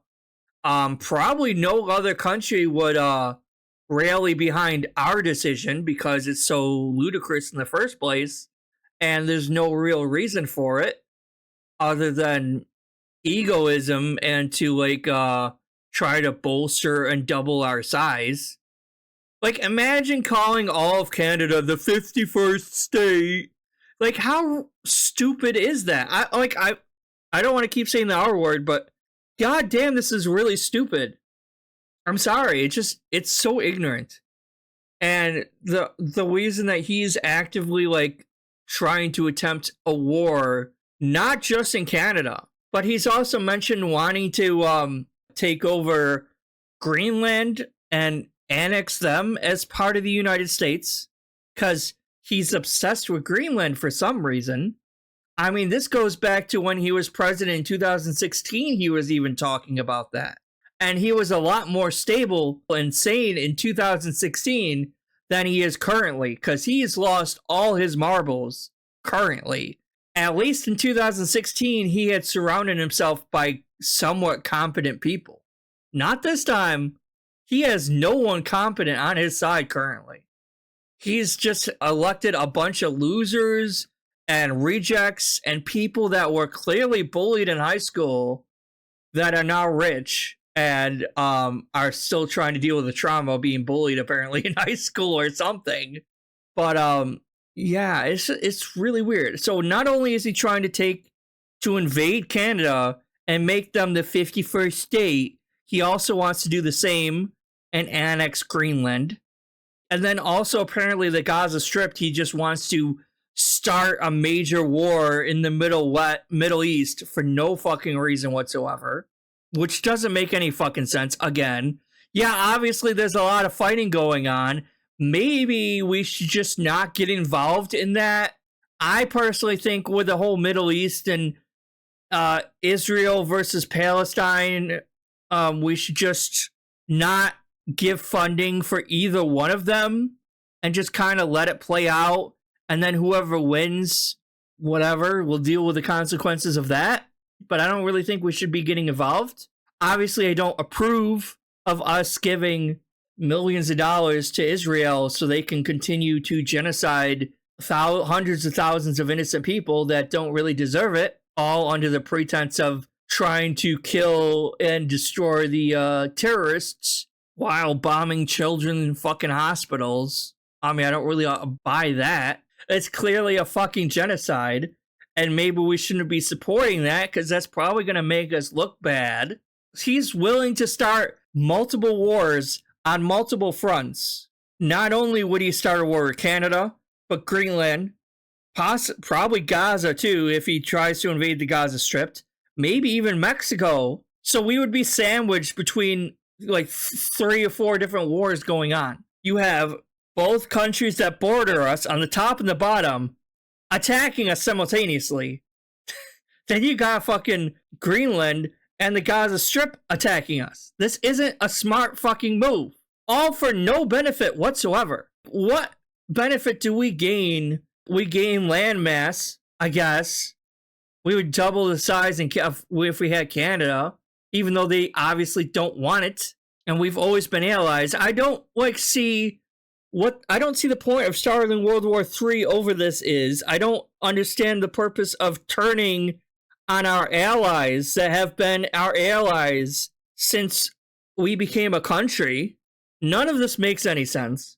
If you're a Trump supporter and you think this is a good idea, please kindly tell me in the comments why we should go through with this, why this is a good idea, why he's somehow smarter than I think he is, and this is actually a brilliant move.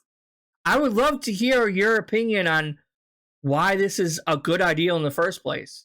Because invading any of these countries is going to start a world war. If not a world war, a major conflict where we are fighting multiple enemies on both sides. And even if Canada has a smaller military force than we do, it's still going to cost us American lives. We ain't going to get out of this like scot-free without like somewhat serious losses on our side. Even if it's just a one-on-one fight. So I'm like, I really don't see the purpose of that. But This morning, the markets are in flux following Trump's latest tariff threats on steel and aluminum going into the United States. In Canada, the TSX erased its opening gains within minutes. Why does this guy look like Ryan Reynolds with a beard a little bit? Like, what? Who is this guy? And on the political front, sources say Ottawa is now ready to retaliate. Our Nicole Lampa has more on this story as it continues to develop today. So, Nicole, do we have an official plan from the Canadian government if Donald Trump makes good on these latest tariffs? Well, Kent, sources say Ottawa will not respond until officials see details of Trump's latest tariff plan. Trump says they are coming today for every country, including Canada, which was supposed to get a 30-day reprieve. Trump told this to reporters while on Air Force One on his way to the Super Bowl. Any steel coming into the United States is going to have a 25% tariff. What about aluminum, sir? Aluminum too. 10%? No, 25%. 25 for aluminum as well. The U.S. is Canada's biggest customer in the steel and aluminum industries. Canada and the U.S. got into a trade war over metal tariffs during Trump's first term. It lasted about a year before Canada received an exemption. This time, he's imposing the 25% steel and aluminum tariff on all nations. And once again, Trump said he wants Canada to become a state, reiterating his claim about subsidizing our country. A political analyst then had this to say. What we're seeing here is Donald Trump's expansionist ideas of what he thinks the United States should be. And it's not just Canada and Greenland. So basically, again, I hate to cut this short. I'm going to continue it in a second. Basically, we all know how Trump, like, idolizes Putin, right? Like, Putin's, like, his favorite fucking guy. They're, like, best fucking friends. So, obviously, if Putin does anything egregious, Trump isn't going to attack him. He's not going to condemn the actions of Putin. He's always going to back up whatever Putin did. And he seems to be taking a chapter out of Putin's playbook here. Because, like, you know how Putin is, like, trying to restore the Soviet Russia and the USSR and trying to annex the Ukraine. Obviously, you had the whole Russia versus Ukraine fight going on. And clearly Trump has been inspired by that and is trying to expand America outward, even though we're already a massive country as it is. And we probably shouldn't be expanding further when we can't even take care of our own fucking country. We have infrastructure falling apart. We produce almost nothing in terms of, like, actual, like, technology is all imported mostly. In terms of, like, building and stuff like that, like, our buildings are falling apart. Like, all this stuff, infrastructure is falling apart. We can't take care of our own country currently. I thought we were supposed to be focusing on America first, but he's acting like a warmonger and going around and attempting to fucking expand America all the way across the globe. And he's clearly going to start World War III with this mindset. And I hate to say that because obviously I don't want a war at all, but something needs to be done because this guy is off his fucking rocker. I don't know if it's dementia because, like, people are criticizing fucking Joe Biden for his age and his, like, failing cognition, but Trump gets a pass. I mean, they're both, like, only a couple years in age difference. Like, I think Trump's only, like, 2 or 3 years younger than Biden. And Trump clearly has some kind of fucking failing cognitive dissonance here going on. Like, his cognition, he clearly has some kind of dementia or it's, like, fucking failing him or something like that. Because this is outrageous behavior and we should have checks and balances to rein this fucker in. But he's dismantling all the checks and balances that would normally limit his power. Because the president shouldn't have this kind of power to just send us straight to war. You know what I mean? Like, it should be, like, a unanimous decision between, like, the House and the Senate. But Republicans own all three, so they're going to kiss his ass no matter what, I guess. And the Panama Canal. He's now also in recent days. Oh, yeah. How could I forget about the Panama Canal and him wanting to take over that? So that'll be what? The 4th or 5th different war we'll all be fighting simultaneously. So you guys better fucking start pumping out the children so we can send them to go and fucking die for a stupid fucking cause that won't benefit anyone in the long run. So, yeah, you guys better have kids really fucking quick so we can send them to war. We're going to be instilling the draft soon, I'm sure. Added the Gaza Strip as well. And I think what we're seeing here is Donald Trump is trying to take a page out of the Viktor Orban, Vladimir Putin playbook. And I just don't think it's going to work for him because, again, Canada is a very different environment than those other places are.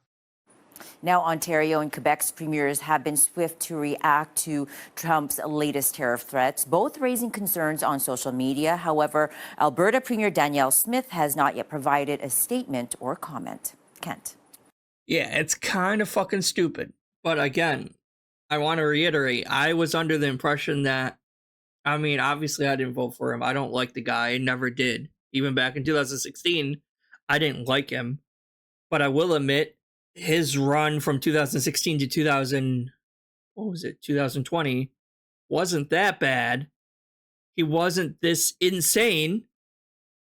Now, that's probably because he was surrounded by actual competent people that would probably give him pushback and be like, actually, sir, that's probably not a good idea. You're probably going to start World War III if you do something that fucking stupid, you moron. You know what I mean? They actually had the balls to like maybe push back a little bit. But who is he surrounded by now? He's surrounded by an anti-vaxxer, a rapist and racist, Elon Musk, who's just a fucking idiot all around. And it's clear he wants to cement his legacy as some kind of wannabe dictator, bitch. Because he's always fucking idolized dictators. Like, he refused to salute actual U.S. troops, but he was fine saluting the dictator of Kim Jong-un from North Korea. He was fine saluting him, but he wouldn't salute our own fucking sergeants and shit like that. I'm like, okay, that's nice. And again, he loves Putin. He's a huge Putin fan. So he's like, well, if my buddy Putin can be a dictator and get away with all this shit, I can too. And I'm going to start a war with Canada and try to take over all these different countries. We literally have a supervillain for a fucking president. It is kind of insane if you think about it. I mean, that's giving him too much credit, because usually supervillains are kind of smart in some way or another. He's just very dumb. He's extremely ignorant, but he has the ambition. He has the ambition of a supervillain, with none of the smarts to actually back it up and make his plan successful. So all he's going to do is cost people a lot of lives by starting needless conflicts and needless wars, and doesn't seem to realize, like, attacking your allies is probably not the best fucking move. And there's such a thing called NATO, and there's alliances, so if you attack this country, all these other countries are going to attack you for attacking that country. Probably not a good idea to do that, you know? But this should be the last video. Well, I have two videos, this one and a follow-up to this. And this should be the last couple videos, and then I think I'll be done with this video. I'll talk more about that at the end when we're done reacting to this. This is for anyone who still has the false belief and the lie in their head that Trump is somehow a Christian, that Trump is somehow religious in one way or another, when we, like most sane people, have known from the get-go that he was never religious, he was never Christian. He is just using that to pander to his audience, and for some reason signing fucking Bibles. Like, it's ironic to me that the guy that embodies the majority of all the 10 Commandments, like every single sin in the 10 Commandments, I think he has done at one point or another. And it's so ironic that this guy, of all people, is out there signing Bibles. Like, I'm surprised he doesn't burst into flames just by touching those fucking Bibles. Maybe he has to have someone else sign them for him, because otherwise he would probably just burst into flames. I'm serious. Like, you look at the 10 Commandments, he's done most of those. And those are, like, obviously in Christianity, there's no real hierarchy of sin. one sin is not worse than any other sin except for the 10 Commandments. The 10 Commandments are the special sins that's like God is like, you do not fucking do any of this shit or you're going straight to fucking hell. And he has done most of those.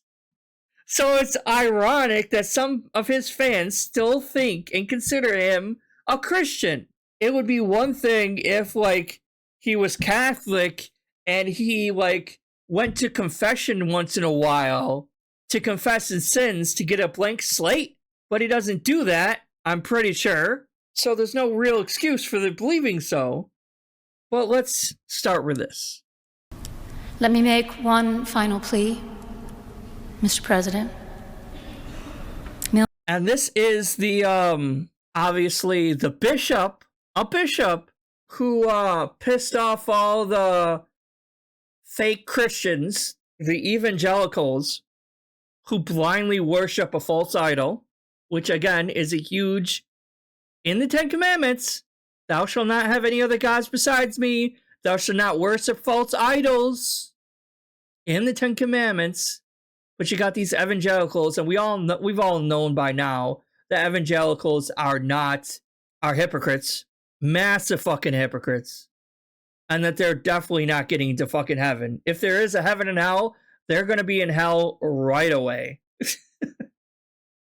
But yeah, like, this is the lady, the bishop, who got all these so-called fake Christians, these evangelicals, to basically send death threats and threaten an actual bishop of the church, threatening to deport her even though she's an American. So I don't know how that works, because I've been seeing that a lot. I know I'm getting off on a small tangent, sorry, but it's like I've been seeing that a lot. Like Trump fans are threatening to deport American citizens. Like, where are you going to send them? To New Jersey, where they came from? Like, most of them are from America, dumbass. Like, you get, like, I know Trump wanted to take away birthright citizenship, which was blocked because it's unconstitutional, but I digress. It's just, well, we're gonna respond to, like, a quick video afterwards that talks about the threats made to this lady, this bishop, and everything like that. But it's really ironic and very hypocritical, and I want you to keep that in mind when she's doing this, when she's saying that what she says to the president. I want you to keep that in mind, how hypocritical a lot of the people that were outraged by this are. Millions have put their trust in you. And as you told the nation yesterday, she's like, millions have put their trust in you for some fucking reason. Who the fuck knows why, but millions have put their trust in you. Final plea, Mr. President. Millions have put their trust in you. And as you told the nation yesterday, you have felt the providential hand of a loving God. In the name of our God, I ask you to have mercy upon the people in our country who are scared now. There are gay, lesbian, and transgender children in Democratic, Republican, and independent families, some who fear for their lives. And the people who pick our crops and clean our office buildings, who labor in poultry farms and meatpacking plants, who wash the dishes after we eat in restaurants and work the night shifts in hospitals, they may not be citizens or have the proper documentation, but the vast majority of immigrants are not criminals. They pay taxes and are good neighbors. They are faithful members of our churches and mosques, synagogues, wadara, and temples. I ask you to have mercy, Mr. President, on those in our communities whose children fear that their parents will be taken away, and that you help those who are fleeing war zones and persecution in their own lands to find compassion and welcome here. Our God teaches us that we are to be merciful to the stranger. For we were all once strangers in this land. May God grant us the strength and courage to honor the dignity of every human being, to speak the truth to one another in love, and walk humbly with each other and our God for the good of all people in this nation and the world. Amen. All right. Amen. I'm not even religious. I was actually born and raised Catholic. I'm no longer a Christian. I guess more of an agnostic. Kind of dabbling into like New Age spiritualism a little bit myself, but not really Christian. But that was pretty good. That was exemplary of what Christianity should be. She had the audacity to ask the President of the United States to stand by his claims of being an actual Christian and to be like Jesus. Because all she did was ask him to have mercy like Jesus did. And to, if you are actually Christian, to stand by those beliefs. But unfortunately, we all know him better than that. We all know that he's not an actual Christian, no matter what he claims. But that was a really good sermon. I mean, only 2 minutes long, but that was a very good sentiment. And that's what an actual Christian, those are actual real Christian beliefs. Because not all, obviously, like, you got illegal immigrants that didn't properly do the right paperwork to be here. And is that against the law? Yeah, that's against the law. Should they be deported? Probably. But I don't think they should be sent to a detention facility, which is literally a concentration camp in America right now, in Guantanamo Bay. It's like one of the largest concentration camps the world has seen now. I don't think they deserve that. And maybe they should just be sent back and be like, hey, if you want to be a U.S. citizen, you got to actually follow the paperwork and do it properly. But let's go to his response for a bishop in a church that had the audacity to ask him to be more like Christ and be kind and forgiving. How dare this woman fucking ask him to show kindness? That is not what Republicans and conservatives are all about, ma'am. They don't believe in kindness, in being gentle, in being kind, in being Christian even. Conservatives all love their white nationalism, their Christian Taliban, quote unquote Christian Taliban, because they love to actually enforce the Bible, but they don't believe in anything the actual Bible says. It's really ironic when a lot of these people don't actually agree with anything Jesus actually said. That's why you see a lot of Christians. No, not Christians, I'm sorry. You see a lot, that's assumption right there. No. You see a lot of, like, MAGA Trump fans, especially, and you see some, obviously, you see a lot of evangelicals, you see MAGA Trump fans, and you see some conservatives. They love to quote the Old Testament, but they almost never quote the New Testament. They never actually quote what Jesus actually said.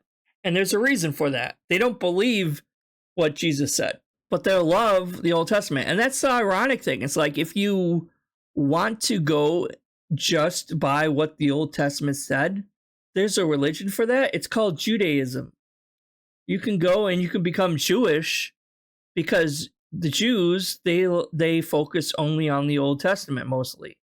They don't believe that Jesus Christ was the Son of God. They think he was just a messenger. They just think he's another prophet, like Muhammad was or whatever. They just think he was another prophet. They don't believe him to be the Son of God.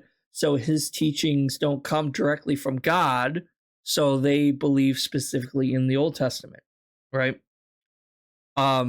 So if you are only quoting the Old Testament a lot and you ignore the teachings of Jesus, you're more of a Jew than you really are a Christian, really. Like, the Old Testament has its place, and it has some good points, and it's good for historical context. But really, if you're a Christian in modern day, you should be focusing more on the New Testament and what Jesus actually taught, as opposed to the Old Testament. In my opinion, that's kind of the point of being a Christian. But let's see the response. Tonight, a bishop takes on Trump and pleads with him face to face to, quote, have mercy. The Episcopal Bishop of Washington pleading with President Trump to show compassion towards undocumented immigrants and the LGBTQ community today. A dramatic moment coming during her sermon at today's National Prayer Service. I'm going to speak to the bishop in just a moment, but first, so everyone can understand exactly what happened, I want to play for you the moment and show you at the same time on the screen the president's reaction. Let me make one final plea, Mr. President. Millions have put their trust. Look at this. I'm sorry, we're like, look at everyone in like his family are like these stuck up, blonde, like vapid people who have like no real personality, no real like. I'm sorry, I'm being harsh a bit, but they just look at her fucking face. I'm sorry, like, oh, she's the first lady, whatever. She looks so spiteful, so evil right here. Look at that. Trust in you. And as you told the nation yesterday, you have felt the providential hand of a loving God. In the name of our God, I ask you to have mercy upon the people in our country. She's like, yeah, right. That's never going to happen. Oh, my God. All right, Reverend Marianne Edgar Buddy, the bishop at Washington National Cathedral, is now out front. And Bishop, I appreciate your time and your tone there, so serious and genuine. You see him, he's stone-faced, he then looks down, but he's listening to every word you say. As you made that personal plea to him, what were you looking at him in that moment? What kind of response were you perhaps hoping for in that moment?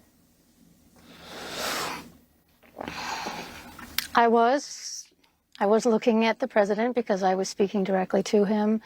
I was also, frankly, as you do in every sermon, speaking to everyone who was listening through that one-on-one conversation with the president, reminding us all that in the people that are frightened in our country, the two groups of people that I mentioned are our fellow human beings, and that they have been portrayed in all throughout the political campaign in the harshest of lights that I wanted to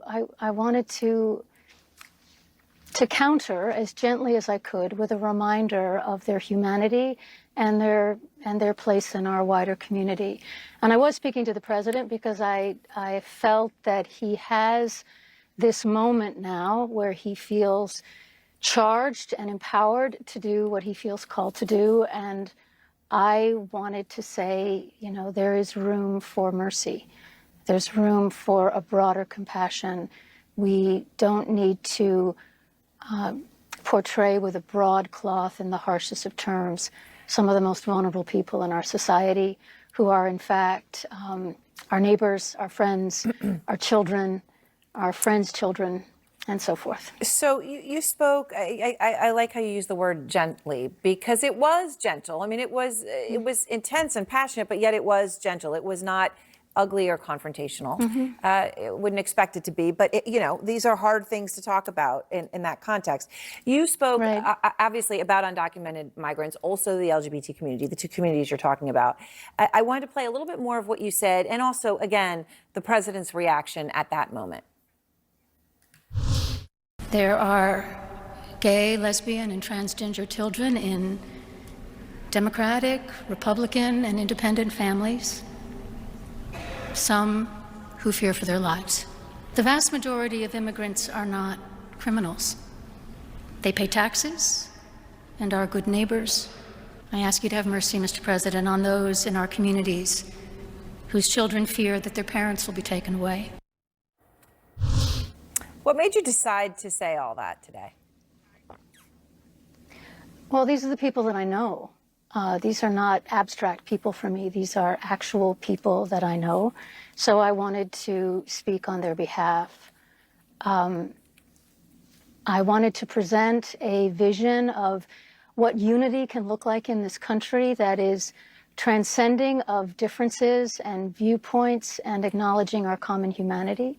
Yes. I wanted to speak in such a way that reflected that dignity and respect, but I also wanted to bring into that space the real humanity of the people that I was referencing. Now, he was asked about that because obviously there were cameras in there. People saw that interaction and they saw it. He was asked about your service afterward, and here's what he said. Not too exciting, was it? I didn't think it was a good service. No, they could do much better. From him, honestly, Bishop, it's tame. He could have said much. He could have been much stronger than that. Oh, but yeah. obviously, he made he made his feelings known in that context. But we know, right? He'll say what he thinks, and he could have said much more. What's your response to him in that? Well, I agree with you. It was a very muted response. I wasn't expecting. I keep my expectations low whenever I preach, Aaron. I can't always measure impact by body language or even what people say afterwards. And so I have to let all of that go. I speak from what I believe I've been given to say and let it go from there. But it was a respectful response. He didn't like it. He said so. He said we could do better.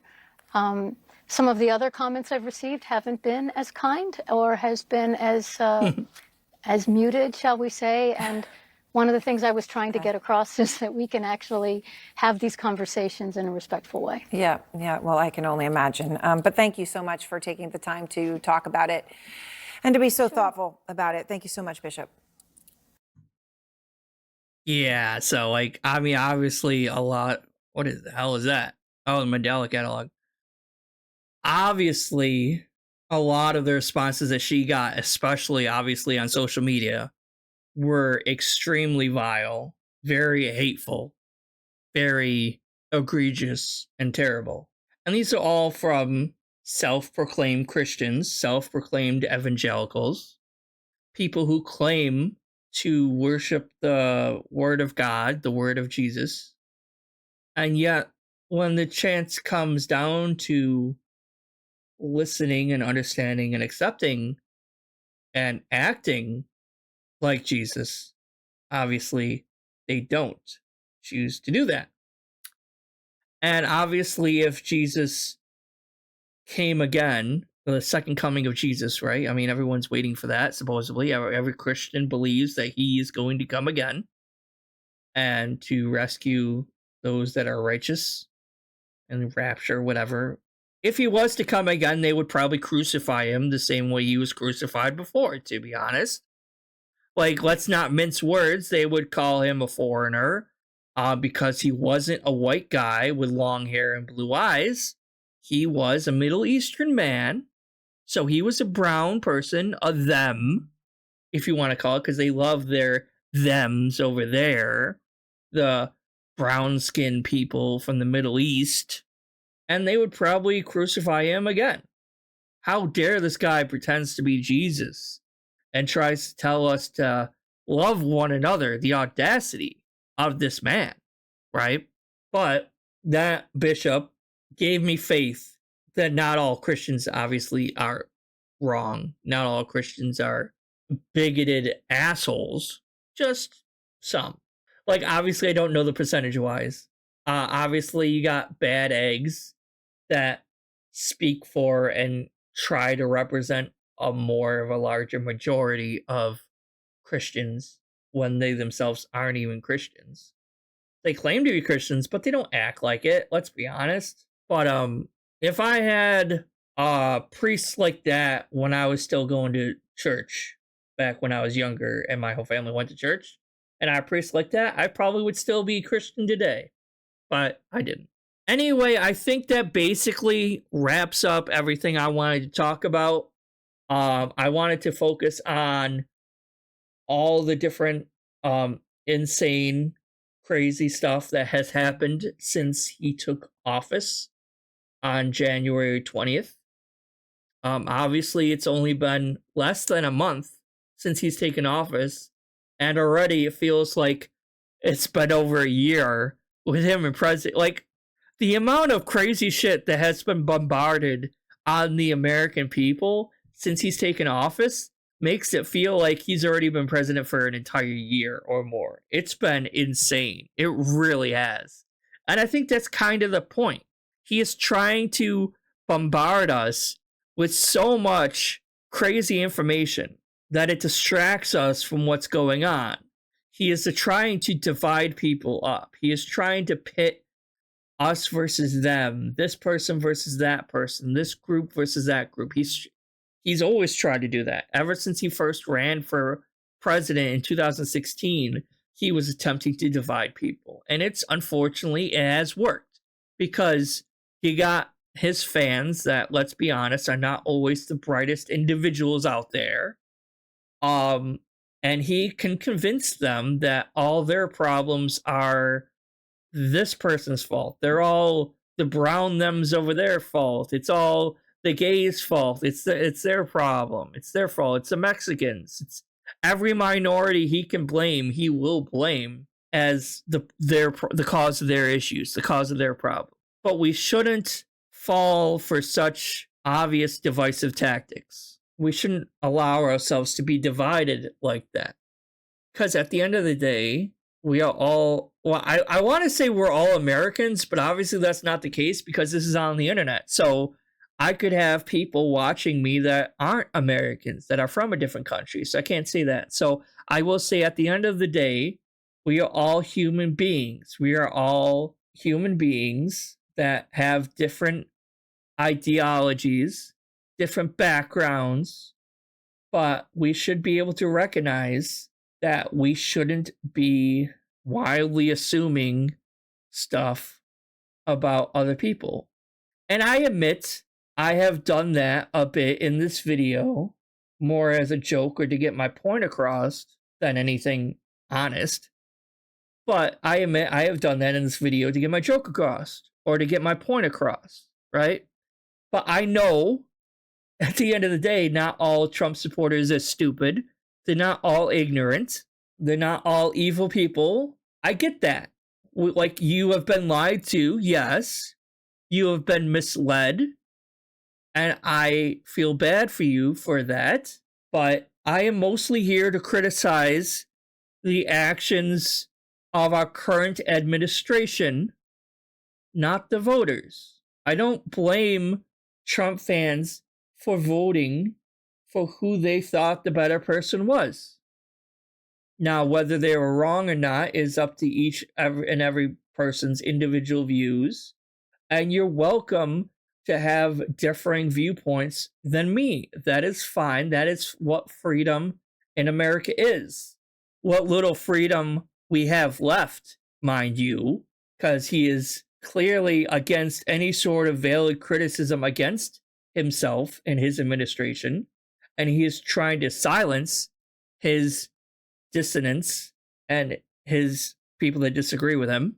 Clearly, he's already trying to fire people that didn't vote for him, but like, everyone's entitled to their own beliefs, and I am merely sharing mine.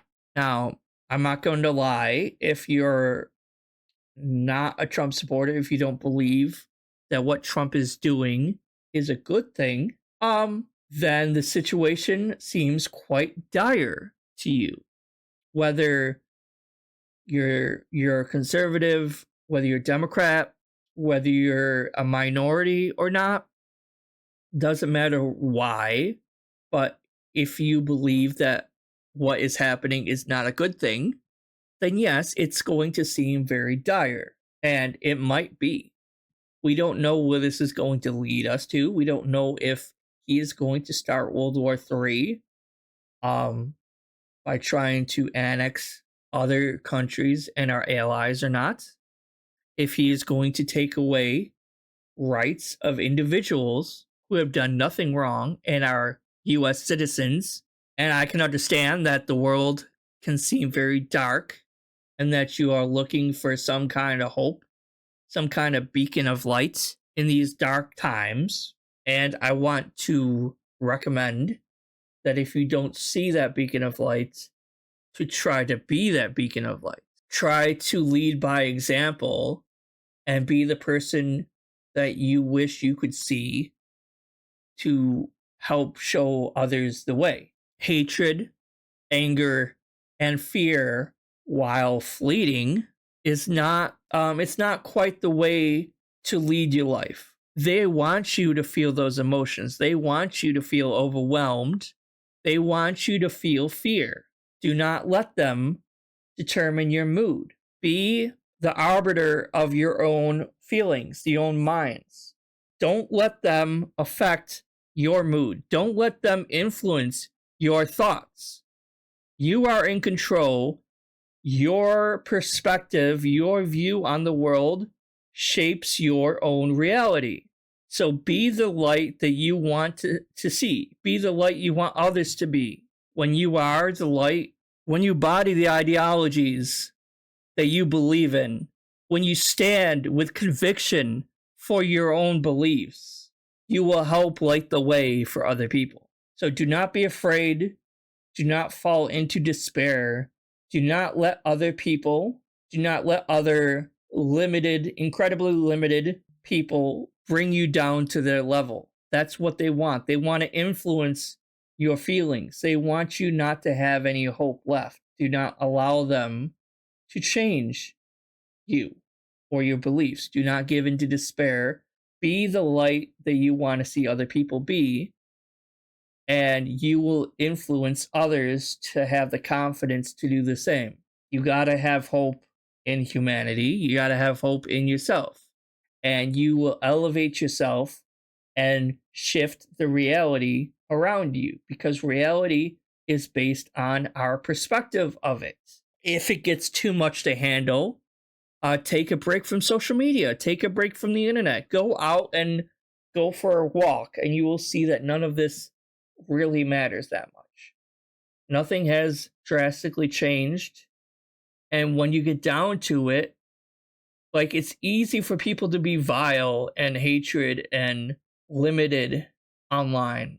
But when people see stuff happening directly in front of them, that's when the true colors show, right? And I think that when it gets down to it, people aren't as vile as they portray themselves online.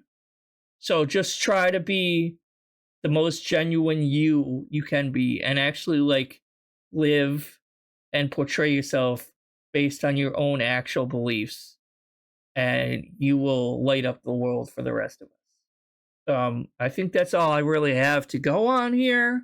I'm probably not gonna, hopefully I won't have to make another one of these recap, like, administration news channel videos for quite a while. Who knows what's going to happen in the future? But just remember, again, be the most genuine you can be, and others will follow. Have a good one.